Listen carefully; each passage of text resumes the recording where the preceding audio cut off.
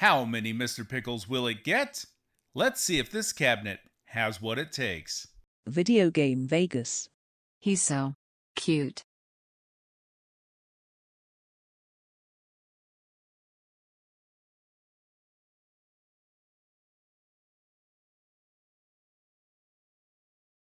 Friends, Video Game Vegas. And this is my review of the AtGames Legends Pinball 4KP Premium Standard Edition. The art package I got for mine is the Addams family. I base my arcade cabinet reviews on 10 categories, which you'll find detailed in the text below. For each positive in a category, or more positive than negative in a category, I'll score it a Mr. Pickle. The more Mr. Pickles it gets, of course, the better. Based upon the total score and my overall thoughts, I'll recommend if you should get it, vet it, or in other words, put it through its paces in person before you buy, or forget it. Some disclaimers before I get into my review. For this review in particular, it's very important to keep in mind that there are a lot of pieces and parts to it. And as I found out through all my compiling and writing of it, some portions seem ever moving. And due to that, some information may have now changed from the time I completed the script, to the crafting of the video, to the day the video posts, or even to the time you're watching it. My personal thoughts, experiences, and final verdict will not change. But for the rest, there is a possibility. So please appreciate that I've done my best to be as complete and up to date as possible, with nothing intentionally left out, to get and give you my best impressions of the product, and in this case, the company as well. I suggest keeping your ear to the wall for any changes that may occur. You'll hear me echo similar sentiments like this throughout the video. All my product reviews are based solely upon the item or items I receive.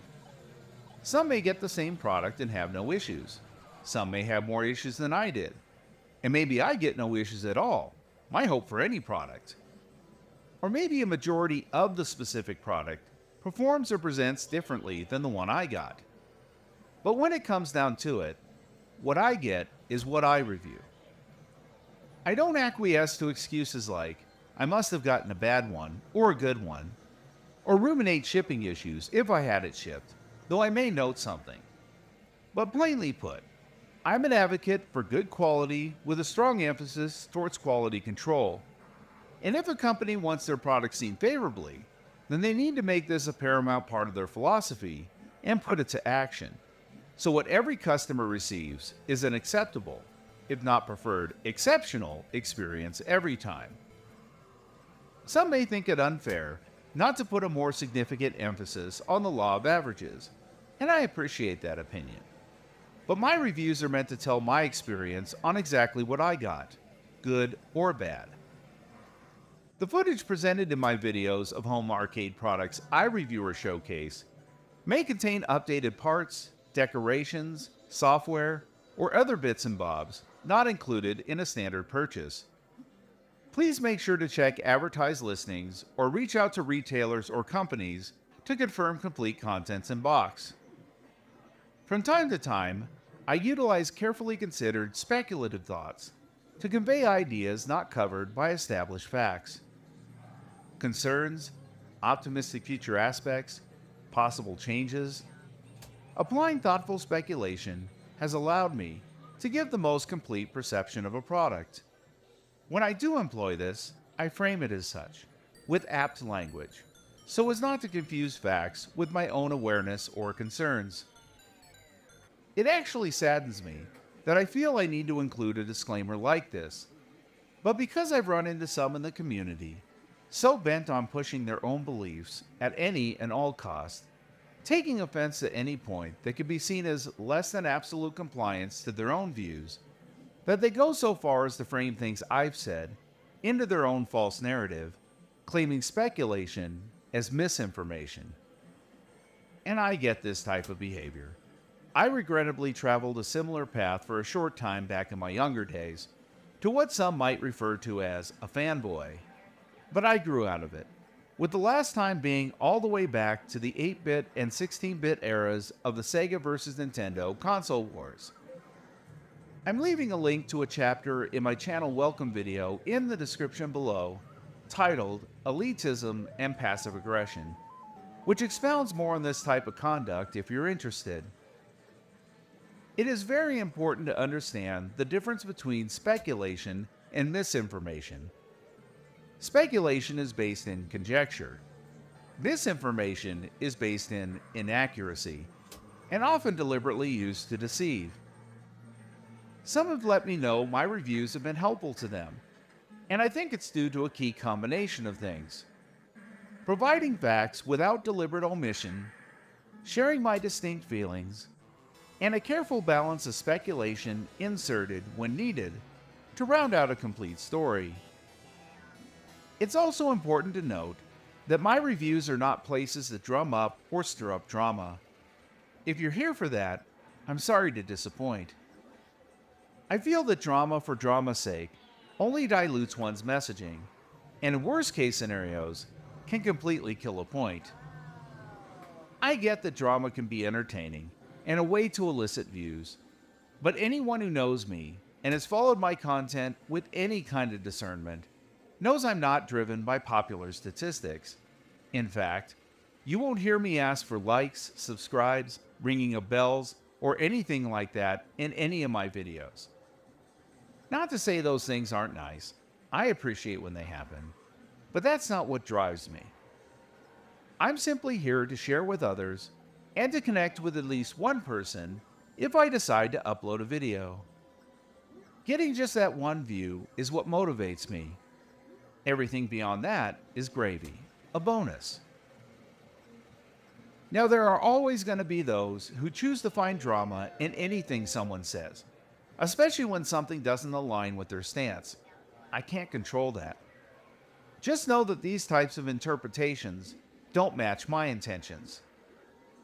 And for those who are just interested in hearing someone just gush or shill positives over a product they love, regardless if the information is true or not, you won't find that here either. I don't waver when it comes to telling it like it is, positive, negative, or otherwise, and steer clear from other party influences, blind loyalty, or elitism. Luckily, there are other creators out there who can provide echo chamber experiences for those who are more into that. But if you are looking for objective reviews, with some entertaining stories thrown in once in a while, and maybe a funny quip from time to time, you're in the right place. And just one last disclaimer regarding the AtGames Legends Pinball 4KP specifically. When I mention 4K resolution, as far as what the machine is capable of, that only pertains to the playfield monitor. I don't want to confuse folks, as the 4KP has 2 additional monitors. For all specific stats of the machine, please visit the AtGames website. Now, without further ado, let's get to it. Virtual Pinball. The concept of taking a mechanical pinball machine, or imagined pinball machine, and representing that experience on a screen. My first taste of virtual pinball was on my Atari 2600 home console with a game called Video Pinball. It instantly hooked me with all its fun sights and sounds, and though the graphics looked rather crude, they still portrayed enough of what pinball was to allow my imagination to fill in the rest of the blanks. Now, the joystick control method unfortunately felt extremely foreign to play pinball. You moved it left and right to activate each corresponding flipper, and up to activate both flippers at the same time, instead of using flipper buttons like on a real pinball machine. But it played well enough, and the game as a whole got me dreaming of all sorts of future possibilities. I hoped one day technology might get so good that we could see actual, yet still rudimentary, representations of real pinball machine playfields on our home TV screens. And of course, I also wanted a controller that had 2 buttons spaced far enough apart that it felt like I was hitting flipper buttons. Little did I know at the time, my small imaginings would be surpassed by all sorts of leaps and bounds. Fast forward many years later, and I was treated to a dream beyond a dream. A piece of software for my Windows PC called Microsoft Pinball Arcade.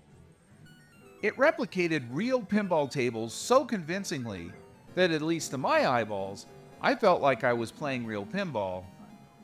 And the control method felt more natural over the Atari as well, using keys on the opposite ends of a keyboard to control the flippers. But what pushed the software over the top for me was it replicated one of my absolute favorite real-world pinball machines of all time, Gottlieb's Haunted House. And to this day, the Microsoft Pinball Arcade version of Haunted House remains the best-looking licensed edition I've ever seen. Fast forward again, and I discovered a pinball program on my Xbox 360 home console called Pinball FX by a company called Zen Studios. Now, their tables didn't replicate real-world pinball machines, but they looked so realistic that I could imagine them existing as real pinball machines. And the leap in the way you interacted with them, via the system's amazing controller, was astounding. To this day, in my opinion, the Xbox 360 controller remains the best general game controller ever made. The triggers and buttons on the back felt so natural engaging the flippers, and the analog thumbstick provided the best plunger action yet. But the rumble feedback is where it took things to a whole other level. It made it feel like I was actually playing on a pinball machine. The tactile sensation of the ball reactions to bumpers and such went beyond anything I ever imagined. Pinball FX was almost a total package. It was just missing those real-world tables that I craved. Fast forward a bit more, and I got a program called Pinball Arcade by a company called FarSight Studios. All the tables on their product were based off of real-world pinball machines. Well, except for one, I think. One of the Doctor Who themed tables, if I remember right. And they also brought back my beloved Haunted House. Now, I played this mostly on PC, but what was cool is I could use the Xbox 360 controller and get that same great control and amazing tactile feedback. Pinball Arcade seemed like the pinnacle of what I always wanted in a virtual pinball experience. But little did I know, again, I was about to have my mind blown. Enterprising individuals came along and started putting virtual pinball software onto cabinets that were actually shaped like real pinball machines. The first machines I saw contained only one monitor for the playfield, along with some side flipper buttons and some with working plungers. Newer iterations would add a second monitor to display the individual back glasses of tables, and eventually some included a third monitor to work as a DMD to display scoring and other cues. Of course, other mechanisms were added over time to get closer to the look and feel of real pinball machines.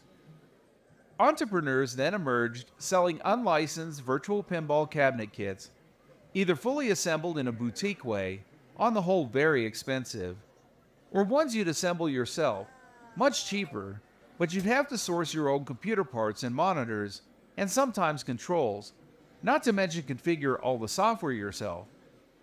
Neither choice was appealing to me, as I was looking for something I could just plug in and play, and that wouldn't cost a fortune. I hoped that someday a company would sell something like this, preferably licensed, at a consumer-friendly price, space-friendly size, and ready to go out of the box. Fast forward once again, and a company called Arcade 1UP came along and created the first licensed, consumer-grade, 3/4 scale home arcade cabinet. This started a whole new revolution in the niche home arcade hobby that before mostly consisted of people who collected bigger and heavier commercial-grade arcade machines, now opening it up to a larger audience of fans who could now join in on the fun, building their own home arcade, now with space-friendly and lighter machines. And what better staple to include in a home arcade than a virtual pinball machine?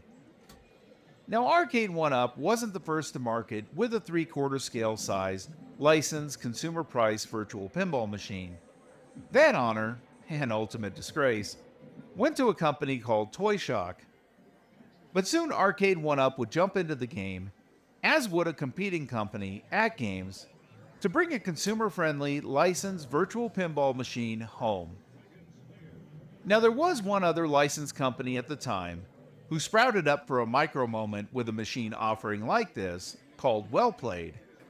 But their attempt was so insignificant that even this mention here is overly generous.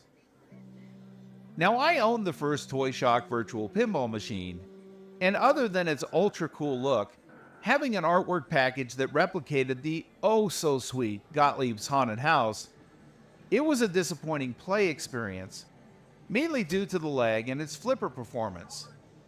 But I was hungry for virtual pinball, and I admit, it blinded my better judgment. I was wary of both newcomers to the consumer licensed VPin space, Arcade 1UP and AtGames, because of my past experiences with them.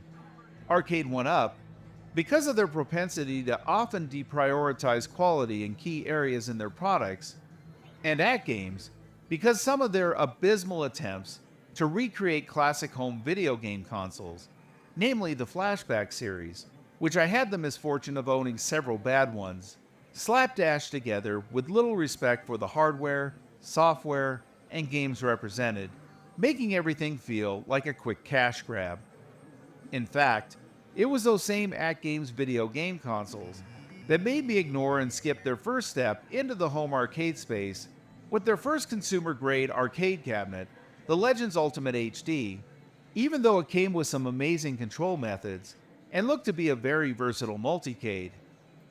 But it was that same AtGames arcade cabinet that garnered so much praise from many in the community over time that gave me the confidence to consider an AtGames virtual pinball machine offering. And I ended up, full-heartedly perhaps, taking a chance on both companies, AtGames with their Legends Pinball HD, which I'll refer to as the Legends HD from here on out, and Arcade 1UP's Attack from Mars, which both, unfortunately, failed to satisfy. Now, I'm not going to say I didn't have some fun with both machines. They were miles ahead of Toy Shock. But AtGames Legends HD was a complete beta test from the beginning, constantly breaking in one way or another, and still, to this day, I don't feel as ready for prime time. I feel like I spend more time fixing it than actually playing it. And Arcade 1UP's Attack from Mars, which claimed it performed at 60 frames per second, produced some sort of stuttering effect on the ball, like it was skipping frames or something, which made it hard on my eyes, making it uncomfortable to play for more than 5 or 10 minutes at a time. It took some effort to fix Arcade 1UP's debacle. Not by Arcade 1UP themselves, mind you, though they did put out a fix to try to repair things that initially launched broken, but didn't completely fix everything. But fixed instead by some amazing community members from a group called Team Encoder, who created a soft mod, allowing the ability to add FarSight Studios pinball arcade software to it. And the mod is so good that it's the way I've been getting my main virtual pinball fix. But then, AtGames announced they would be releasing a new virtual pinball machine they dubbed the Legends Pinball 4KP, which I'll refer to as the 4KP from here on out, which would come with a beefier processor and a higher resolution playfield monitor, advertising 4K resolution play at 60 frames per second. It would also have a bigger back glass monitor and a third monitor for a DMD, which the Legends HD before it didn't have. And just as a quick side note for information's sake, AtGames did release a smaller version of their Legends HD virtual pinball machine before the 4KP called the Legends Pinball Micro HD. I don't have this version, and I don't have any hands-on experience with it, but I wanted to mention it briefly, as it is another virtual pinball machine AtGames has released. Now, if the 4KP was just a carbon copy of their Legends HD, just with upgraded screens and a better processor, I would have passed, because the non-stop issues that constantly plagued their previous Legends HD drove me up the wall. But the 4KP had a feature that simply changed the game. It would come out of the box, no modding necessary, with easily accessible, pre-installed HDMI input ports, 3 of them to correspond to the 3 monitors, along with a USB port to transfer access to the onboard VPin controls, so you could bypass the AtGames ecosystem altogether if you wanted, and just plug in your PC and play that way. I assume the technology was a separate and simple input switcher like AtGames came up with as an add-on for their Legends HD called the Bibs board, which allowed one to mod the Legends HD to have similar functionality. But just when I think it's safe to assume, the rug would be pulled out from under me, which we'll get into later in the video. The 4KP also retailed at an unbelievable price for something like this at $1499.99, plus an additional $100 shipping. Now that may sound like a lot of cheddar, but monitoring the boutique plug-and-play unlicensed VPin market over the years, I can tell you, I've never come across a VPin machine with similar functionality that has come close to the low price AtGames was asking for. In my experience, getting something similar from an unlicensed manufacturer, fully assembled on the low end, in the realm of functionality, as both markets are vastly different when it comes to the materials and CPUs they use. It still would most likely run you around $4,000 to $5,000, and at the higher end, upwards of $8,000 to $15,000. And most of those machines are extremely large and heavy like real pinball machines. And if you think AtGames is charging a lot for shipping, wait till you see the crate and freight charges on one of those larger unlicensed monstrosities. A quick disclaimer though, I don't claim to know every place that sells fully assembled unlicensed VPin machines. So if you found something different, or in a different price range, make sure to share that with others. I still wasn't sold on the 4KP, given my less than stellar experience with my AtGames Legends HD. But AtGames did something I didn't expect. They reached out to a YouTuber I know, one I had built a lot of trust with and respect for over the years, Wagner's Tech Talk, and provided him a prototype of the 4KP and allowed him to demonstrate it to the community on what it could do. I'm going to provide a link to his YouTube channel below, and I recommend checking his stuff out. He makes it a point to understand the products he looks at, and then provides that knowledge to the community. Wagner showed off the 4KP's strengths, like its new cleaner and friendlier user interface, and most importantly to me, and the primary reason I'd want one, is its PC plug-and-play ability, which even at that early stage works so amazingly well that I couldn't believe how low the latency was. You'd still need a good enough PC to run it that way on 3 screens, but of course, that onus would rightly be on the customer if they decided to go that route. He also showed off its weaknesses, like the 2-bit high of latency, also referred to as lag, on some tables running off the AtGames ecosystem. Because I was buying this mainly to use with a PC, and the PC interface was running so well on the prototype, I was pretty much sold. But AtGames wasn't done, and they had yet another amazing surprise up their sleeve. AtGames announced they were partnering with Zen Studios, and the 4KP would be getting Pinball FX tables, which now included replications of real-world pinball machines, unlike the Xbox 360 iteration I mentioned earlier.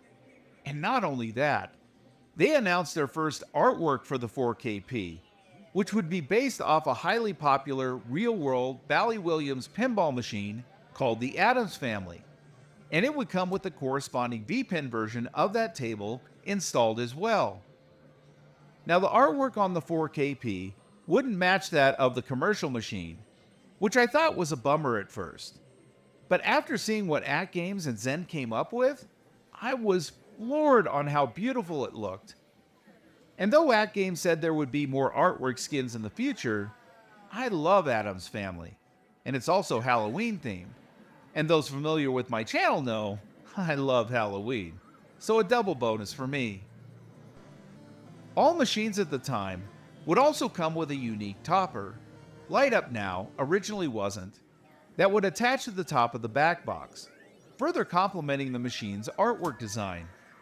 And to make the deal even sweeter, the people who pre-ordered during the earliest pre-order window would get an additional $400 off the retail price, bringing it down from $1499.99 and $100 shipping to $1099.99 with $100 shipping. Now at the time, you would have to put down a $200 non-refundable deposit to reserve one, but I knew I wanted this machine, and the $200 would also go towards the payoff of the machine. There were also additional accessories on offer for the 4KP. Two I feel are worth mentioning here. First, an optional gaming control panel, the same one I loved on my Legends HD, one size so it fits on both machines, that added a joystick, 6 action buttons, and trackball to the front of the playfield. The main reason to get something like this is to play non-pinball type video games on the machine, like your Pac-Mans, Centipedes, various shoot-em-ups, whatever your fancy. And AtGames seemed keen on offering this versatility as a selling point for their VPin machines, even adding an option to the Legends HD labeled CoinOps X, which if one procured the third-party software of same said name, and the ROMs to go with it, one could play arcade games in a great-looking and easy-to-use interface. I'll talk about my experience with this later in the video. The main reason I picked up the gaming control panel for my 4KP specifically was to simply use it to navigate the main system UI with its joystick. Now that may sound like overkill for something like this, but given my previous bad experience on the Legends HD with its stock panel D-pad, so horribly clumsy when moving around the UI, the game control panel felt essential for me as it totally fixed the issue. Of course, to get one on my 4KP to use for just that, I wasn't going to pay a lot for it. I got a limited time deal shortly after my 4KP pre-order via an email from AtGames, getting one for $100 with $20 shipping. As of the making of this video, the game control panel retails for $249.99. Definitely not worth it at that price, especially considering the first one I bought for my Legends HD I snagged for only $50, which makes the current retail price for the control panel, as of the writing of this review, 5 times that original sales price. At this time, I don't think the gaming control panel is necessary for the 4KP, which I'll touch upon in the physical control section of this review. The second accessory, a new sound add-on dubbed the SSF kit, would add small surround sound speakers to the inside of the machine under the playfield, making it sound like an actual pinball was rolling around inside, and also include a subwoofer to give everything an added oomph. I didn't opt for this new SSF kit myself, because AtGames could never get the sound right in different areas on my existing Legends HD machine, issues that remain to this day. So no way was I going to take a chance on an expensive upgrade that had to do with sound. As of the writing of this review, the kit will run you $399.99 retail plus shipping if you choose to install it yourself. You can also have AtGames pre-install it for an additional fee, either as a purchase upgrade or tied to its own variant SKU called the Deluxe Edition. More on that shortly. I've heard good things about the SSF kit from others in the community, so it may be worth looking into. I just don't have it, nor have I heard what it sounds like, so I can't recommend it myself. Since the release of the Addams Family 4KP, AtGames now offers more artwork variants of the cabinet, as well as different tier models. And before I move further with the information on this, a quick disclaimer. Because the changes regarding the 4KP platform have been so frequent, I would suggest visiting AtGames' website for the latest information, as it may vary now to what I present here. The 4KP now comes in 3 editions, called the Premium Starter, the Premium Standard, and the Premium Deluxe, which I'll leave out the word premium from here on out, since every tier has that moniker, and for the sake of brevity. What I ordered is now considered the standard edition. Base hardware included in all three editions are the main body, back box, legs of course, PCB, 3 monitors, mechanical solenoids, accelerometer, standard control panel with directional pad, suite of navigation and control buttons, plunger, and the same input ports, 3 HDMI, 2 USB, and 1 Ethernet port. The differences in hardware between the three editions are: the starter edition doesn't come base with a light-up topper nor pre-installed SSF kit. The standard edition comes with the light-up topper, but no pre-installed SSF kit as base. And the Deluxe edition comes with both the light-up topper and pre-installed SSF kit. As of the writing of this review, the starting retail price for each edition are as follows. The starter edition is $1249.99. The standard edition is $1499.99. And finally, the Deluxe edition is $1999.98. The artwork options available for each edition can differ, as well as their initial pricing. And shipping costs also varies depending on the available delivery option you choose. Again, make sure to check AtGames' website for the latest. As a quick side note, the 4KP is also sold at retail, and a quick web search should get you the latest information on that. As for the starting software, it will vary depending on both the art package and edition you choose. For the pre-installed virtual tables specifically, what you start out with isn't really an issue, because every virtual table available for the 4KP, no matter which edition or art package you choose, can be purchased in the AtGames online store. It should also be noted that AtGames offers a service where you can get access to a large number of tables via a subscription model. And my Addams Family 4KP came with some free time on this. For more information, please check AtGames' website for the latest. As for other software differences, that becomes a bit messy, and I'll get into that later in the review.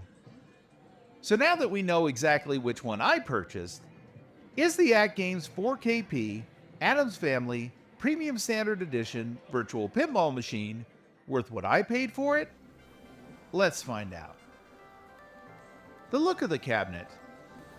The Addams Family 4KP looks even more amazing in person. It's nothing short of stunning. Well, at least the main body and the back box portion. Unfortunately, my topper came with a crack in it. This is absolutely unacceptable to me on a brand new product, and especially given the good condition the box came in. I remember my early days purchasing home arcade products shipped to me, starting with the company Arcade 1UP, and the first couple of their cabinets came to me with various cosmetic damages.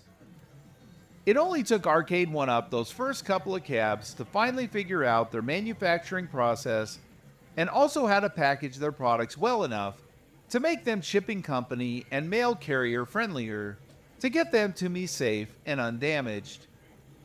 AtGames has been in the game long enough to figure these same things out, yet here we are. Blame it on the shipping company, delivery service, or assembly plant if you must, but there are enough reports of enough people receiving cosmetic damage on their 4KPs that mine isn't an isolated incident. And just wait till you hear the process I had to go through to get a replacement topper. More on that in the customer support section of this review. But suffice it to say, I did get a new one, and this time it came undamaged. I must say, the topper is beautiful, but I do need to talk about its lighting. The topper has 3 light settings, which can be toggled with a switch at the back of the 4KP, off, low, and high. But no matter what light on setting is chosen, the reflections of the topper on the playfield are so invasive that you lose the picture where the reflection shows. For this reason, I keep the light off, because having it on affects my ability to play. I wish AtGames would have understood this more, and considered using an anti-reflective glass for the playfield to alleviate the issue. But I get that something like that might have been too cost prohibitive, though I would have appreciated the option and might have paid for an upgrade like that.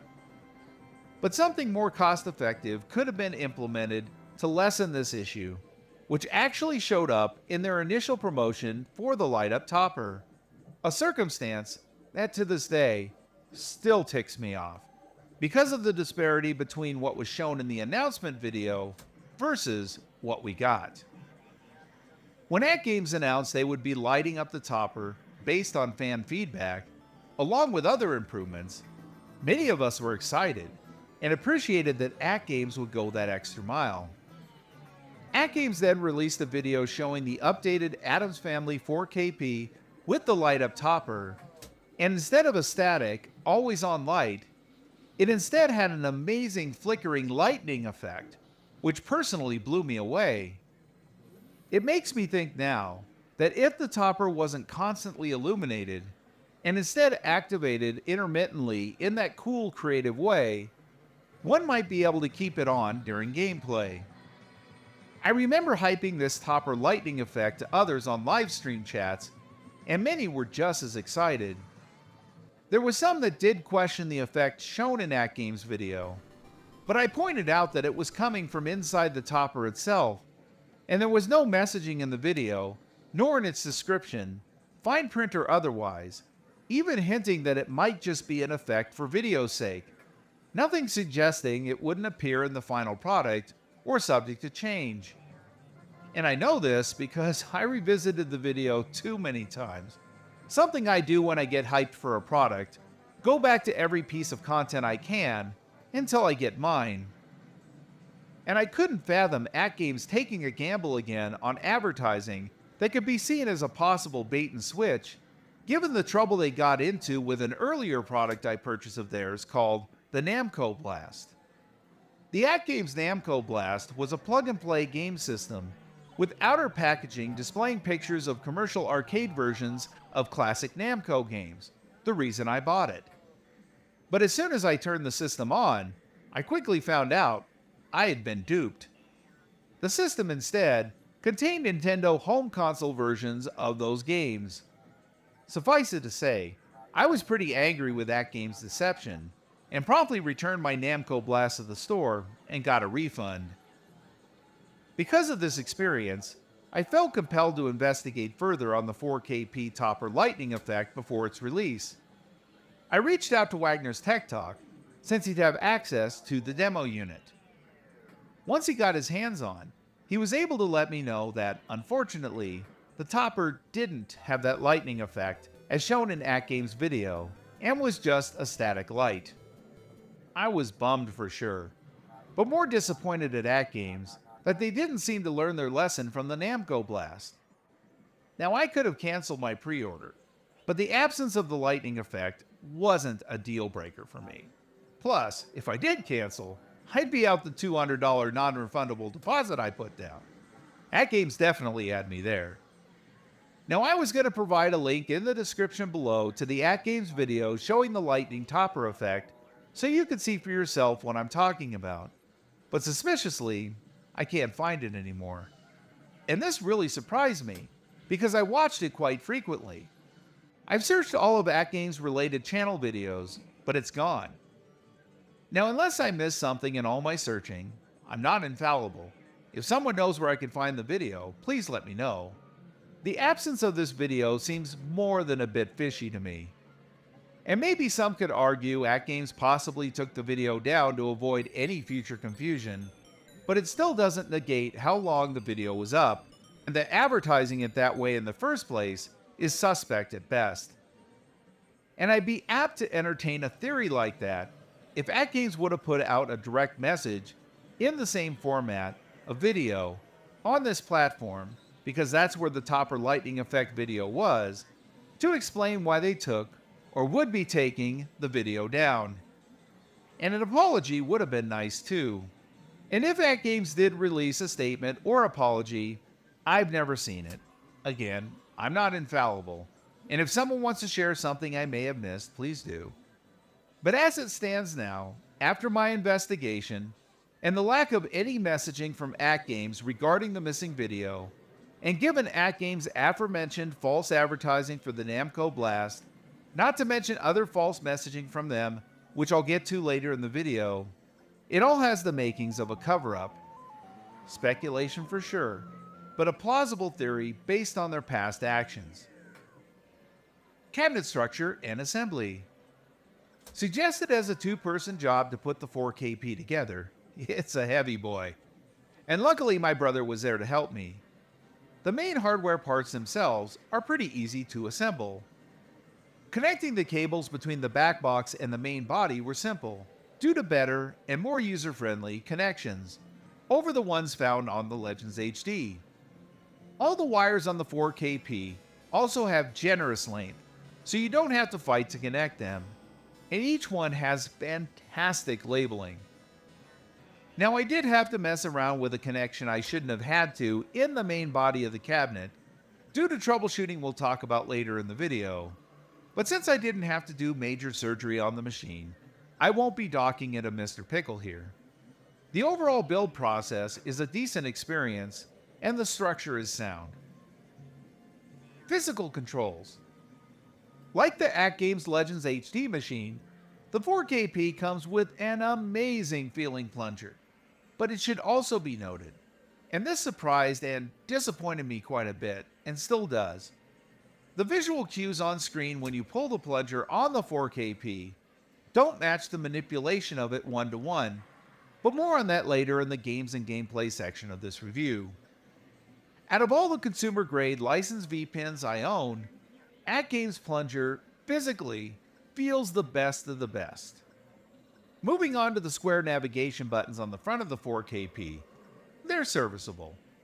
They still feel a bit unimpressive and kinda spongy to me, like they did on the Legends HD, but they get the job done.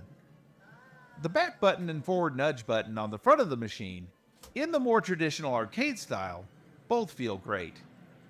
The directional pad on the top front of the machine to navigate the menus still feels the same as it did on the Legends HD, but now acts more precise due to the new default user interface AtGames includes on the 4KP. As I mentioned before, I purchased the AtGames game control panel and am using that instead, but I wanted to test out the stock panel so I could speak on it in this review. Both panels navigate well in this new UI. Each panel also comes with what AtGames calls exciters, to give the machine some additional tactile feedback during gameplay, but I'll touch upon that in the sound category, as these exciters are actually small speakers. The side nudge and flipper buttons feel great by themselves. They're like the ones on my Legends HD. However, the flipper buttons on the 4KP are actually further enhanced by mechanical solenoids that AtGames installed to try to make the machine feel more like a real pinball machine, similar to what Arcade 1-Up did with their Attack from Mars VPin. Though it should be noted, Arcade 1-Up solenoids fire when both flippers and bumpers are engaged, whereas AtGames only fires when you hit the flippers. Now I simply love the feel of the solenoids on my Arcade 1-Up. I'd prefer if they were a tad bit more pronounced, but they replicate close enough the mechanical feel of hitting buttons on a real pinball machine. But in the case of the 4KP, the solenoid effects are way too overpowered. So overpowered, in fact, that I actually find them distracting during gameplay. Before the flipper lag improvements AtGames had been implementing, more on that in the games and gameplay section of the review, I found it almost impossible to play with the solenoids on. The striking sounds didn't match what was happening with the flipper animation to my eye, and further compounded the issue. But even after the software lag improvements, I still can't get fully used to them, and they don't feel like any pinball machine I've ever played. It really goes to show that it can take more than just adding a part to make an experience feel authentic. Thankfully, AtGames gives you the option to turn them off via the software menu, but of course, you then lose that added sensation of the mechanical flippers. And it can't be ignored. Those solenoids are factored into the price you paid for the machine. I wish there was a way to adjust the strength of their impact, but they're either on or they're off. I choose to keep them off for now to get a better play experience for me. And if I want a good tactile pinball experience, I still have my arcade 1-up Attack from Mars VPin and pinball on my PC with the aforementioned Xbox 360 controller with its amazing tactile feedback. Now let's talk about the hidden physical control on the 4KP, its accelerometer. The accelerometer allows you to tap the actual body of the pinball machine to nudge the virtual table and affect the ball. Arcade 1-up also employed this tech in their Attack from Mars VPin, but unlike Arcade 1-up, the accelerometer on the AtGames 4KP actually works. Both the Legends HD and 4KP excel in this implementation, and I've never had to use the optional nudge buttons to perform this action. This is definitely a feather in AtGames' cap. It's now time to talk about something I'm adding to the physical control category because I feel it's the most logical place to evaluate it, and that's the physical HDMI and USB ports for PC integration. Essentially, this functionality allows one to transform their 4KP into one big controller and interface for a PC. As I mentioned before, a big reason I purchased the 4KP was to add a PC to it and primarily play pinball outside of the AtGames ecosystem. After I got my 4KP, AtGames would announce a new budget version of the machine they dubbed the Starter Edition. It would be $250 cheaper retail than the standard edition I had, and as I mentioned earlier, it wouldn't come with a topper.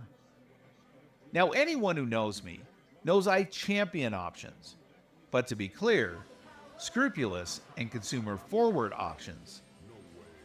On the surface, creating a version of the 4KP that more people can afford so more people could join in on the fun is great, and I'm all for that. But the way that AtGames went about offering this more cost-effective version goes way beyond just removing the topper. AtGames decided to implement one of the scummiest anti-consumer tactics out there, destroying much of the goodwill garnered from the 4KP platform. On the Starter Edition, AtGames disables the ability to use the built-in HDMI and USB ports it comes with via a software lock. You can unlock the ports by purchasing a feature on the AtGames online store for $100 retail, less sometimes during a sale or a special offer. Exploitative tactics like this have been employed by other companies, like Tesla, who found it cheaper to manufacture just one type of battery for their cars at the time, and then decided to lock the ability to use the entire battery behind a paywalled feature for their lower-level trims. And let us not forget BMW, who had heated seats in their cars, but decided one day to start charging customers money to unlock the ability to use them. Thankfully, BMW got smart and removed this ridiculous paid feature, again, letting customers use, for free, a part on a car they paid for. Now you might be thinking, but VideoGameVegas, you have the Standard Edition, which doesn't come with this initial limitation. So why are you worried? And I can understand that reaction at first glance. But what AtGames has done by revealing and implementing this is showing that they have the capability and willingness to manipulate access to hardware on a machine you bought by simply updating its software.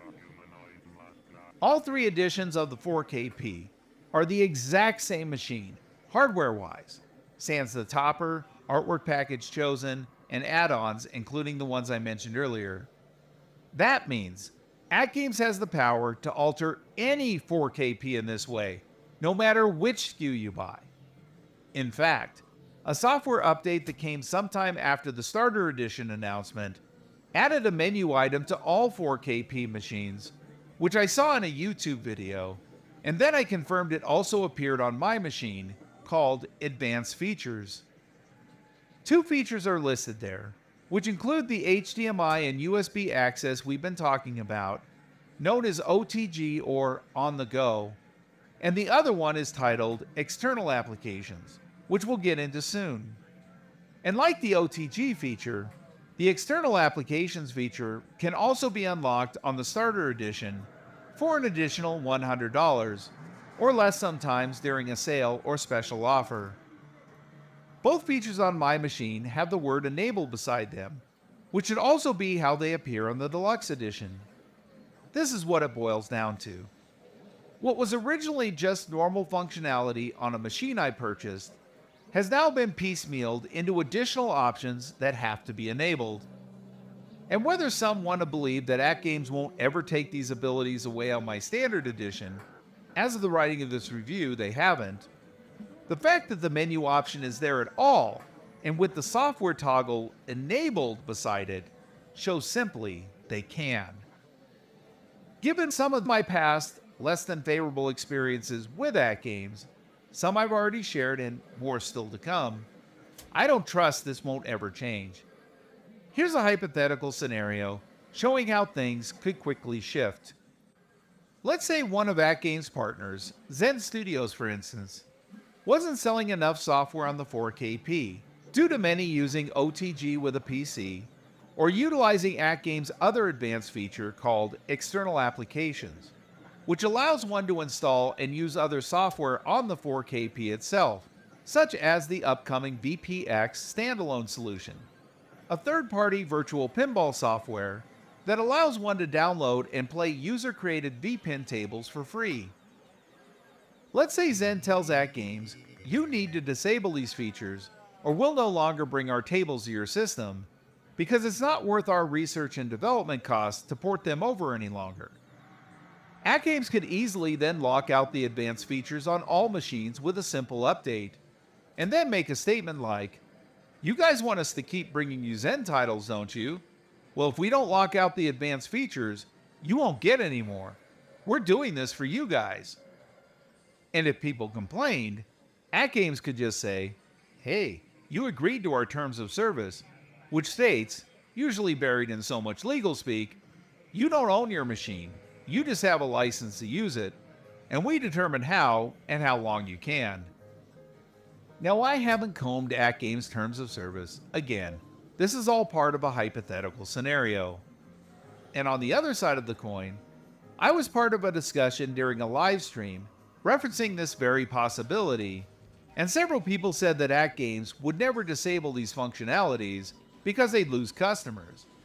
But saying that AtGames won't is just as much speculation as saying that they might, because you can't dismiss the simple new fact. The functionality to do it is now there. And a scenario like the one I just presented wasn't just prompted out of thin air. It's actually based on something that happened to me access-wise on my AtGames Legends HD virtual pinball machine. On the Legends HD, I got some software with a build of games to use with an option AtGames had pre-installed on their machine called CoinOpsX, which mentioned earlier allowed me to play arcade game ROMs so I could utilize the game control panel I bought from them. I then found myself playing the CoinOpsX games over the AtGames license properties more often, even taking time to do some display configurations for many of the games so they presented in a way I wanted them to. But all that fun ended one day with a single update from AtGames. It caused most games in CoinOpsX to either not function well or simply not function at all. In fact, the trackball stopped working altogether. And AtGames tried to fire back at people upset with this by saying that CoinOpsX wasn't AtGames software, which is true. But that didn't hold water with many, because it was AtGames who installed the option to use and point to CoinOpsX on their machine, a publicized feature that I'm sure moved units. There are way too many AtGames fans shouting from the rooftops about the value they get from AtGames home arcade products because they can bring their own games for AtGames to feign any kind of ignorance here. AtGames knows clear and well that allowing the ability to do this equals hardware sales for them, and taking that feature away when it no longer benefits them is an option. Now, I did find that I could still launch arcade games without using CoinOps X, but all my manual display configurations were gone, and most game controls weren't configured correctly any longer, making it a chore to get a game up and running, and not really worth the trouble for me. And I'm not suggesting AtGames motivations here. It may have nothing to do with people choosing to play third-party software over AtGames offerings, which could affect their software sales, let's be real here. But now with the 4KP, with AtGames openly putting things into place to block these types of features behind paywalls, and unscrupulously doing so after making a ton of initial sales, you can see how this looks. But let me be crystal clear. I'm in no way suggesting that this aforementioned 4KP scenario would or will happen. But any number of reasons could cause AtGames to make changes like this. And here's another quick hypothetical scenario. And again, I'm not suggesting it will or would happen. But what if a company like Nintendo all of a sudden decided to get aggressive one day, which they've been known to do on many occasions, and after seeing video upon video of people playing Nintendo games not authorized on the 4KP, they decide to threaten AtGames with a lawsuit, demanding AtGames disable the feature allowing for this. And what makes matters worse for AtGames now is AtGames is now charging money for a feature that allows people the ability to install third-party software, which they can use to play unlicensed Nintendo games. And I anticipate many decrying this notion, saying, but AtGames has allowed this ability for years and has never had an issue. But I say back to that, this is again the first time AtGames is actually charging customers for the ability to do this, which Nintendo could see as AtGames indirectly making money specifically off an option that can exploit Nintendo properties that AtGames has no licenses to allow for play on their system. And just a warning to anyone stupid enough to call conspiracy on a scenario like this. One only needs to do a simple web search on Nintendo suing companies and individuals to see just how real this practice is. It's just a scary new realm that AtGames has put their customers in by now openly putting things like this into effect. And something poignant said by another fellow content creator I have a lot of respect for, T. McCloskey, from the YouTube channel Arcade Talk, suggested just how much power AtGames has over the 4KP beyond just the advanced features. During one of his live stream shows, also called Arcade Talk, in response to several of us in the live chat voicing our concerns about AtGames' choice to lock out hardware on the 4KP via software, he said, AtGames can disable anything now, even before this firmware update where they locked it out. They could take anything away at any time anyways. They could shut your whole 4K pinball machine off anytime they want. Ain't just the features. I mean, they can turn anything off. T. McCloskey's thoughts hold a lot of weight with me because he has a direct relationship with AtGames, yet he's not afraid to bring things up, even issues that may pose negatively to the company. He's shown on many occasions that his care is to the community first, and that type of integrity is something that should be celebrated. I'll be leaving a link to the full live stream video containing what I've cited here, because it's important to hear and see the whole conversation in its entirety for complete context. After hearing T. McCloskey's thoughts, it eerily got me rethinking a situation that happened to me on my Legends HD virtual pinball machine. This new revelation of AtGames holding that much control hit me like a ton of bricks, making the notion seem all that more plausible on the 4KP, or any of their machines for that matter. And though I won't be suggesting any intent AtGames may or may not have had, I think you'll agree when I share this, the possibility is there. Here's what happened. When I decided to get the 4KP, I wanted to give my brother my Legends HD. I hadn't turned on the Legends HD for several months and wanted to download the final pinball pack I bought for it, the second Dr. Seuss table pack, so he'd have that as well. To my shock and dismay, once the Legends HD fully booted up, none of the controls functioned any longer. I first thought it might just be my game control panel, the one with the joystick and trackball, because I was only trying to navigate at that point. So I powered down and unplugged my Legends HD, uninstalled the game control panel, and reinstalled the original control panel that came with the machine. Still nothing. I then started trying all the other physical buttons on the machine, but nothing was happening. I powered down and unplugged the machine, reinstalled the game control panel, and contacted AtGames support. AtGames support worked with me via email for several weeks, but their first suggestions all involved using the controls, and of course, mine weren't responding. They finally gave me a control combination that allowed me to do a factory reset by holding the left flipper and left nudge buttons while turning on the machine, and since this did initiate a factory reset, it told me that the buttons were actually functioning, but they just wouldn't work to navigate or play the machine. Unfortunately, the factory reset didn't fix the issue, and I still had no normal functionality on any of the buttons or directional movements. AtGames then decided to work with me over the phone, which I really appreciated, and after one of the call sessions, they were able to get the controls to function again on my Legends HD. I asked the support tech what caused the issue, and he said it was due to a firmware I shouldn't have got. He said it was their mistake and nothing I did wrong. Now, I've heard that explanation before back when I had another issue on my Legends HD, where it wouldn't let me log in for several weeks, which then barred me from playing any tables I purchased from their online store. But the difference with the login issue was it became apparent soon after the firmware update.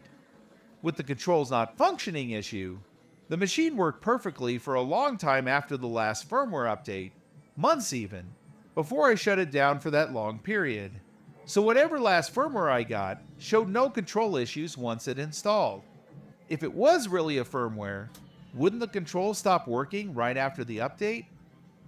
At the time, I was just happy to have a working Legends HD machine again.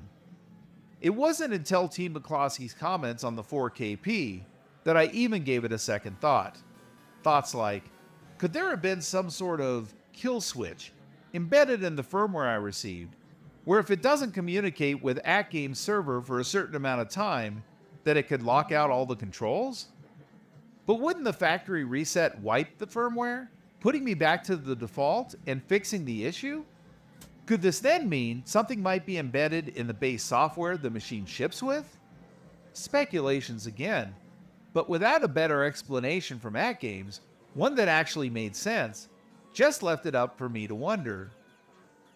If I would have had the slightest inkling that AtGames had the power to disable or enable the functionality of the HDMI ports on the 4KP via software, I would have never put down a $200 non-refundable deposit to pre-order this thing.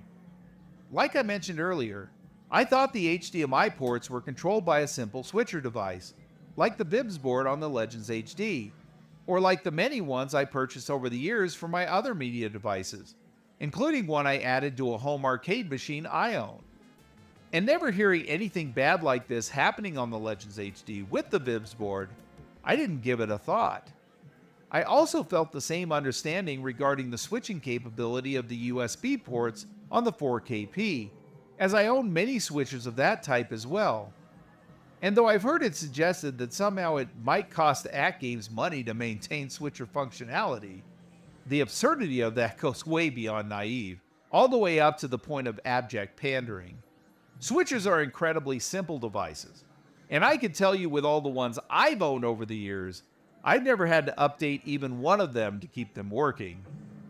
There's only one reason to piecemeal something like this, and that's to enact control over the device.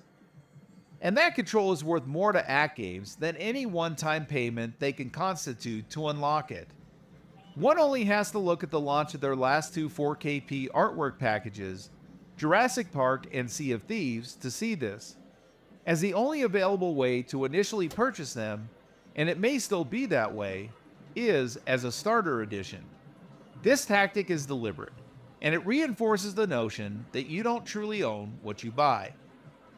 And I feel those trying to dismiss this under, it's just another option, or just don't buy the starter edition, are either ignorant to the overarching implications of this type of control, which hopefully is no longer the case given my explanations in this video, not caring either way about it, which is fair, or in the worst case scenario, purposefully misdirecting.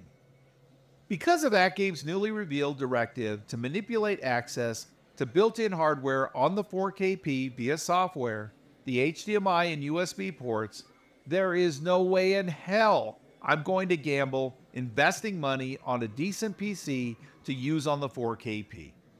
And I wrestle hard with that decision after discovering this mess. The more I research computers with enough power to take full advantage of the 4KP's ability against the potential money I'd lose if the 4KP functionality went south, the wager became too risky for me. I'm angry. And though I shouldn't be surprised given my history with AtGames, I still feel duped.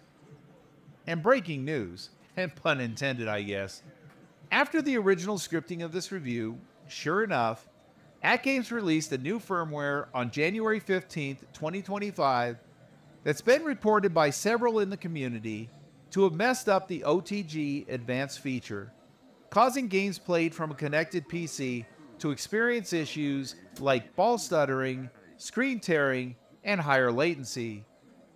And sure, AtGames isn't disabling the HDMI and USB ports outright, but they're sure making it an undesirable experience to play games from a connected PC.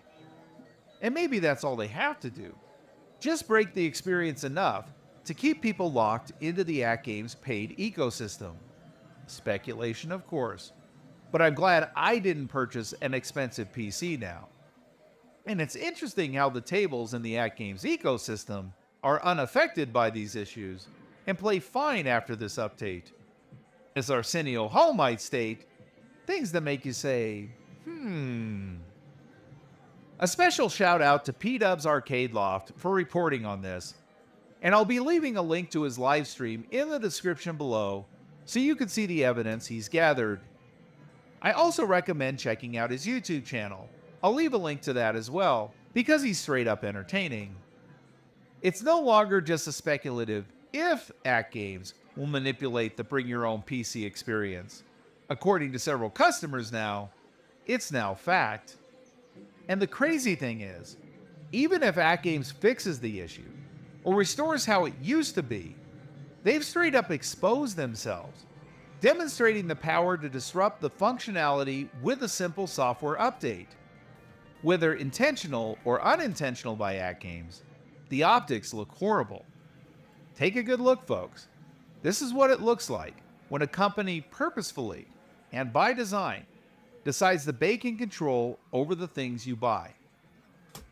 AtGames could have chosen to put in simple video and USB switchers, but instead chose to intentionally tether the hardware to a draconian system they have total reign over via software updates.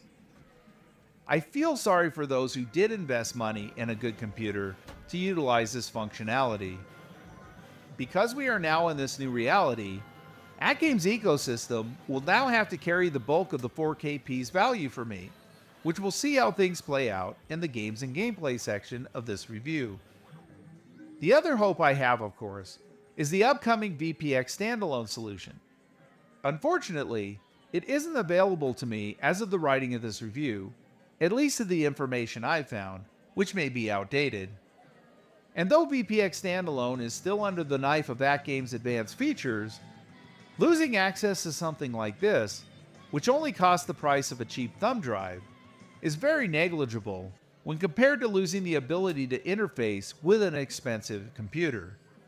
The crazy thing is, if AtGames wanted to, they could have implemented a consumer-forward way to charge for access to HDMI and USB capability on the cost-effective 4KP model via a hardware solution. Here's how they could have done it without negatively impacting the standard and deluxe editions, all while potentially saving starter edition customers even more money. Looking at the back of the 4KP, there's a neatly constructed section that contains all the connection ports. It looks like one solitary piece that can be easily removed from the machine.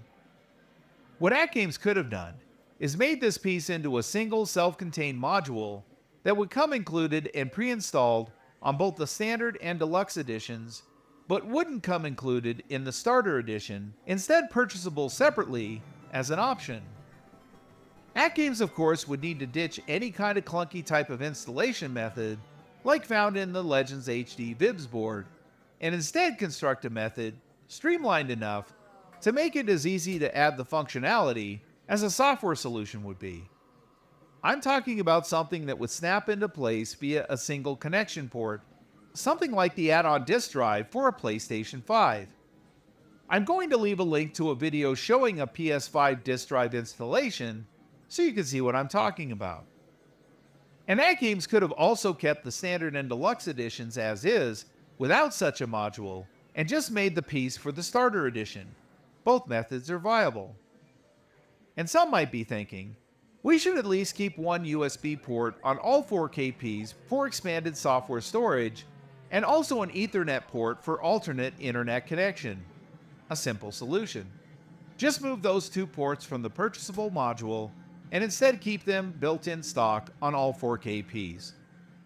Doing a hardware module like this not only secures the idea that the customer now owns what they bought, as long as AtGames doesn't bake in software control and instead uses simple run-of-the-mill switchers, but by excluding the hardware on the starter edition, further lowers the cost of the machine, less hardware, and those additional savings can be passed on to the customer for an even cheaper price.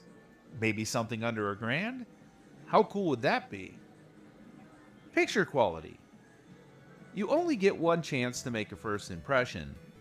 And as excitement washed over me as I turned on my 4KP for the first time, anticipation heightening as I watched the screens come to life, dread would soon set in, as one of the screens crashed and burned. The playfield and DMD screens displayed images as normal, but the backglass display went from a solid green screen to a solid red, and finally to a white screen that started flickering a duller white bar at the bottom and just stayed that way. I thought, that can't be happening again. Again, you ask? Well, my previous AtGames virtual pinball machine, the Legends HD, had issues with its backglass monitor as well. Now, it wasn't the same issue. The Legends HD backglass monitor wouldn't power on at all after I put the machine together, and at least the 4KP monitor was showing some signs of life. I took a deep breath and thought, maybe I just need to update the machine, as the 4KP requires a mandatory update before you can even use it. Ridiculous, I know. After performing all the updates, which took an exorbitant amount of time, with several reboots, the screen issue would never resolve itself, and would always settle on that white flickering screen. Of course, I did all the normal troubleshooting, unplugging the 4KP, making sure the cable to that monitor was plugged in correctly, also reseating it. But it still wouldn't display any images, though it did display one additional color now before going to the white flickering screen, a blue, but I wouldn't call that progress.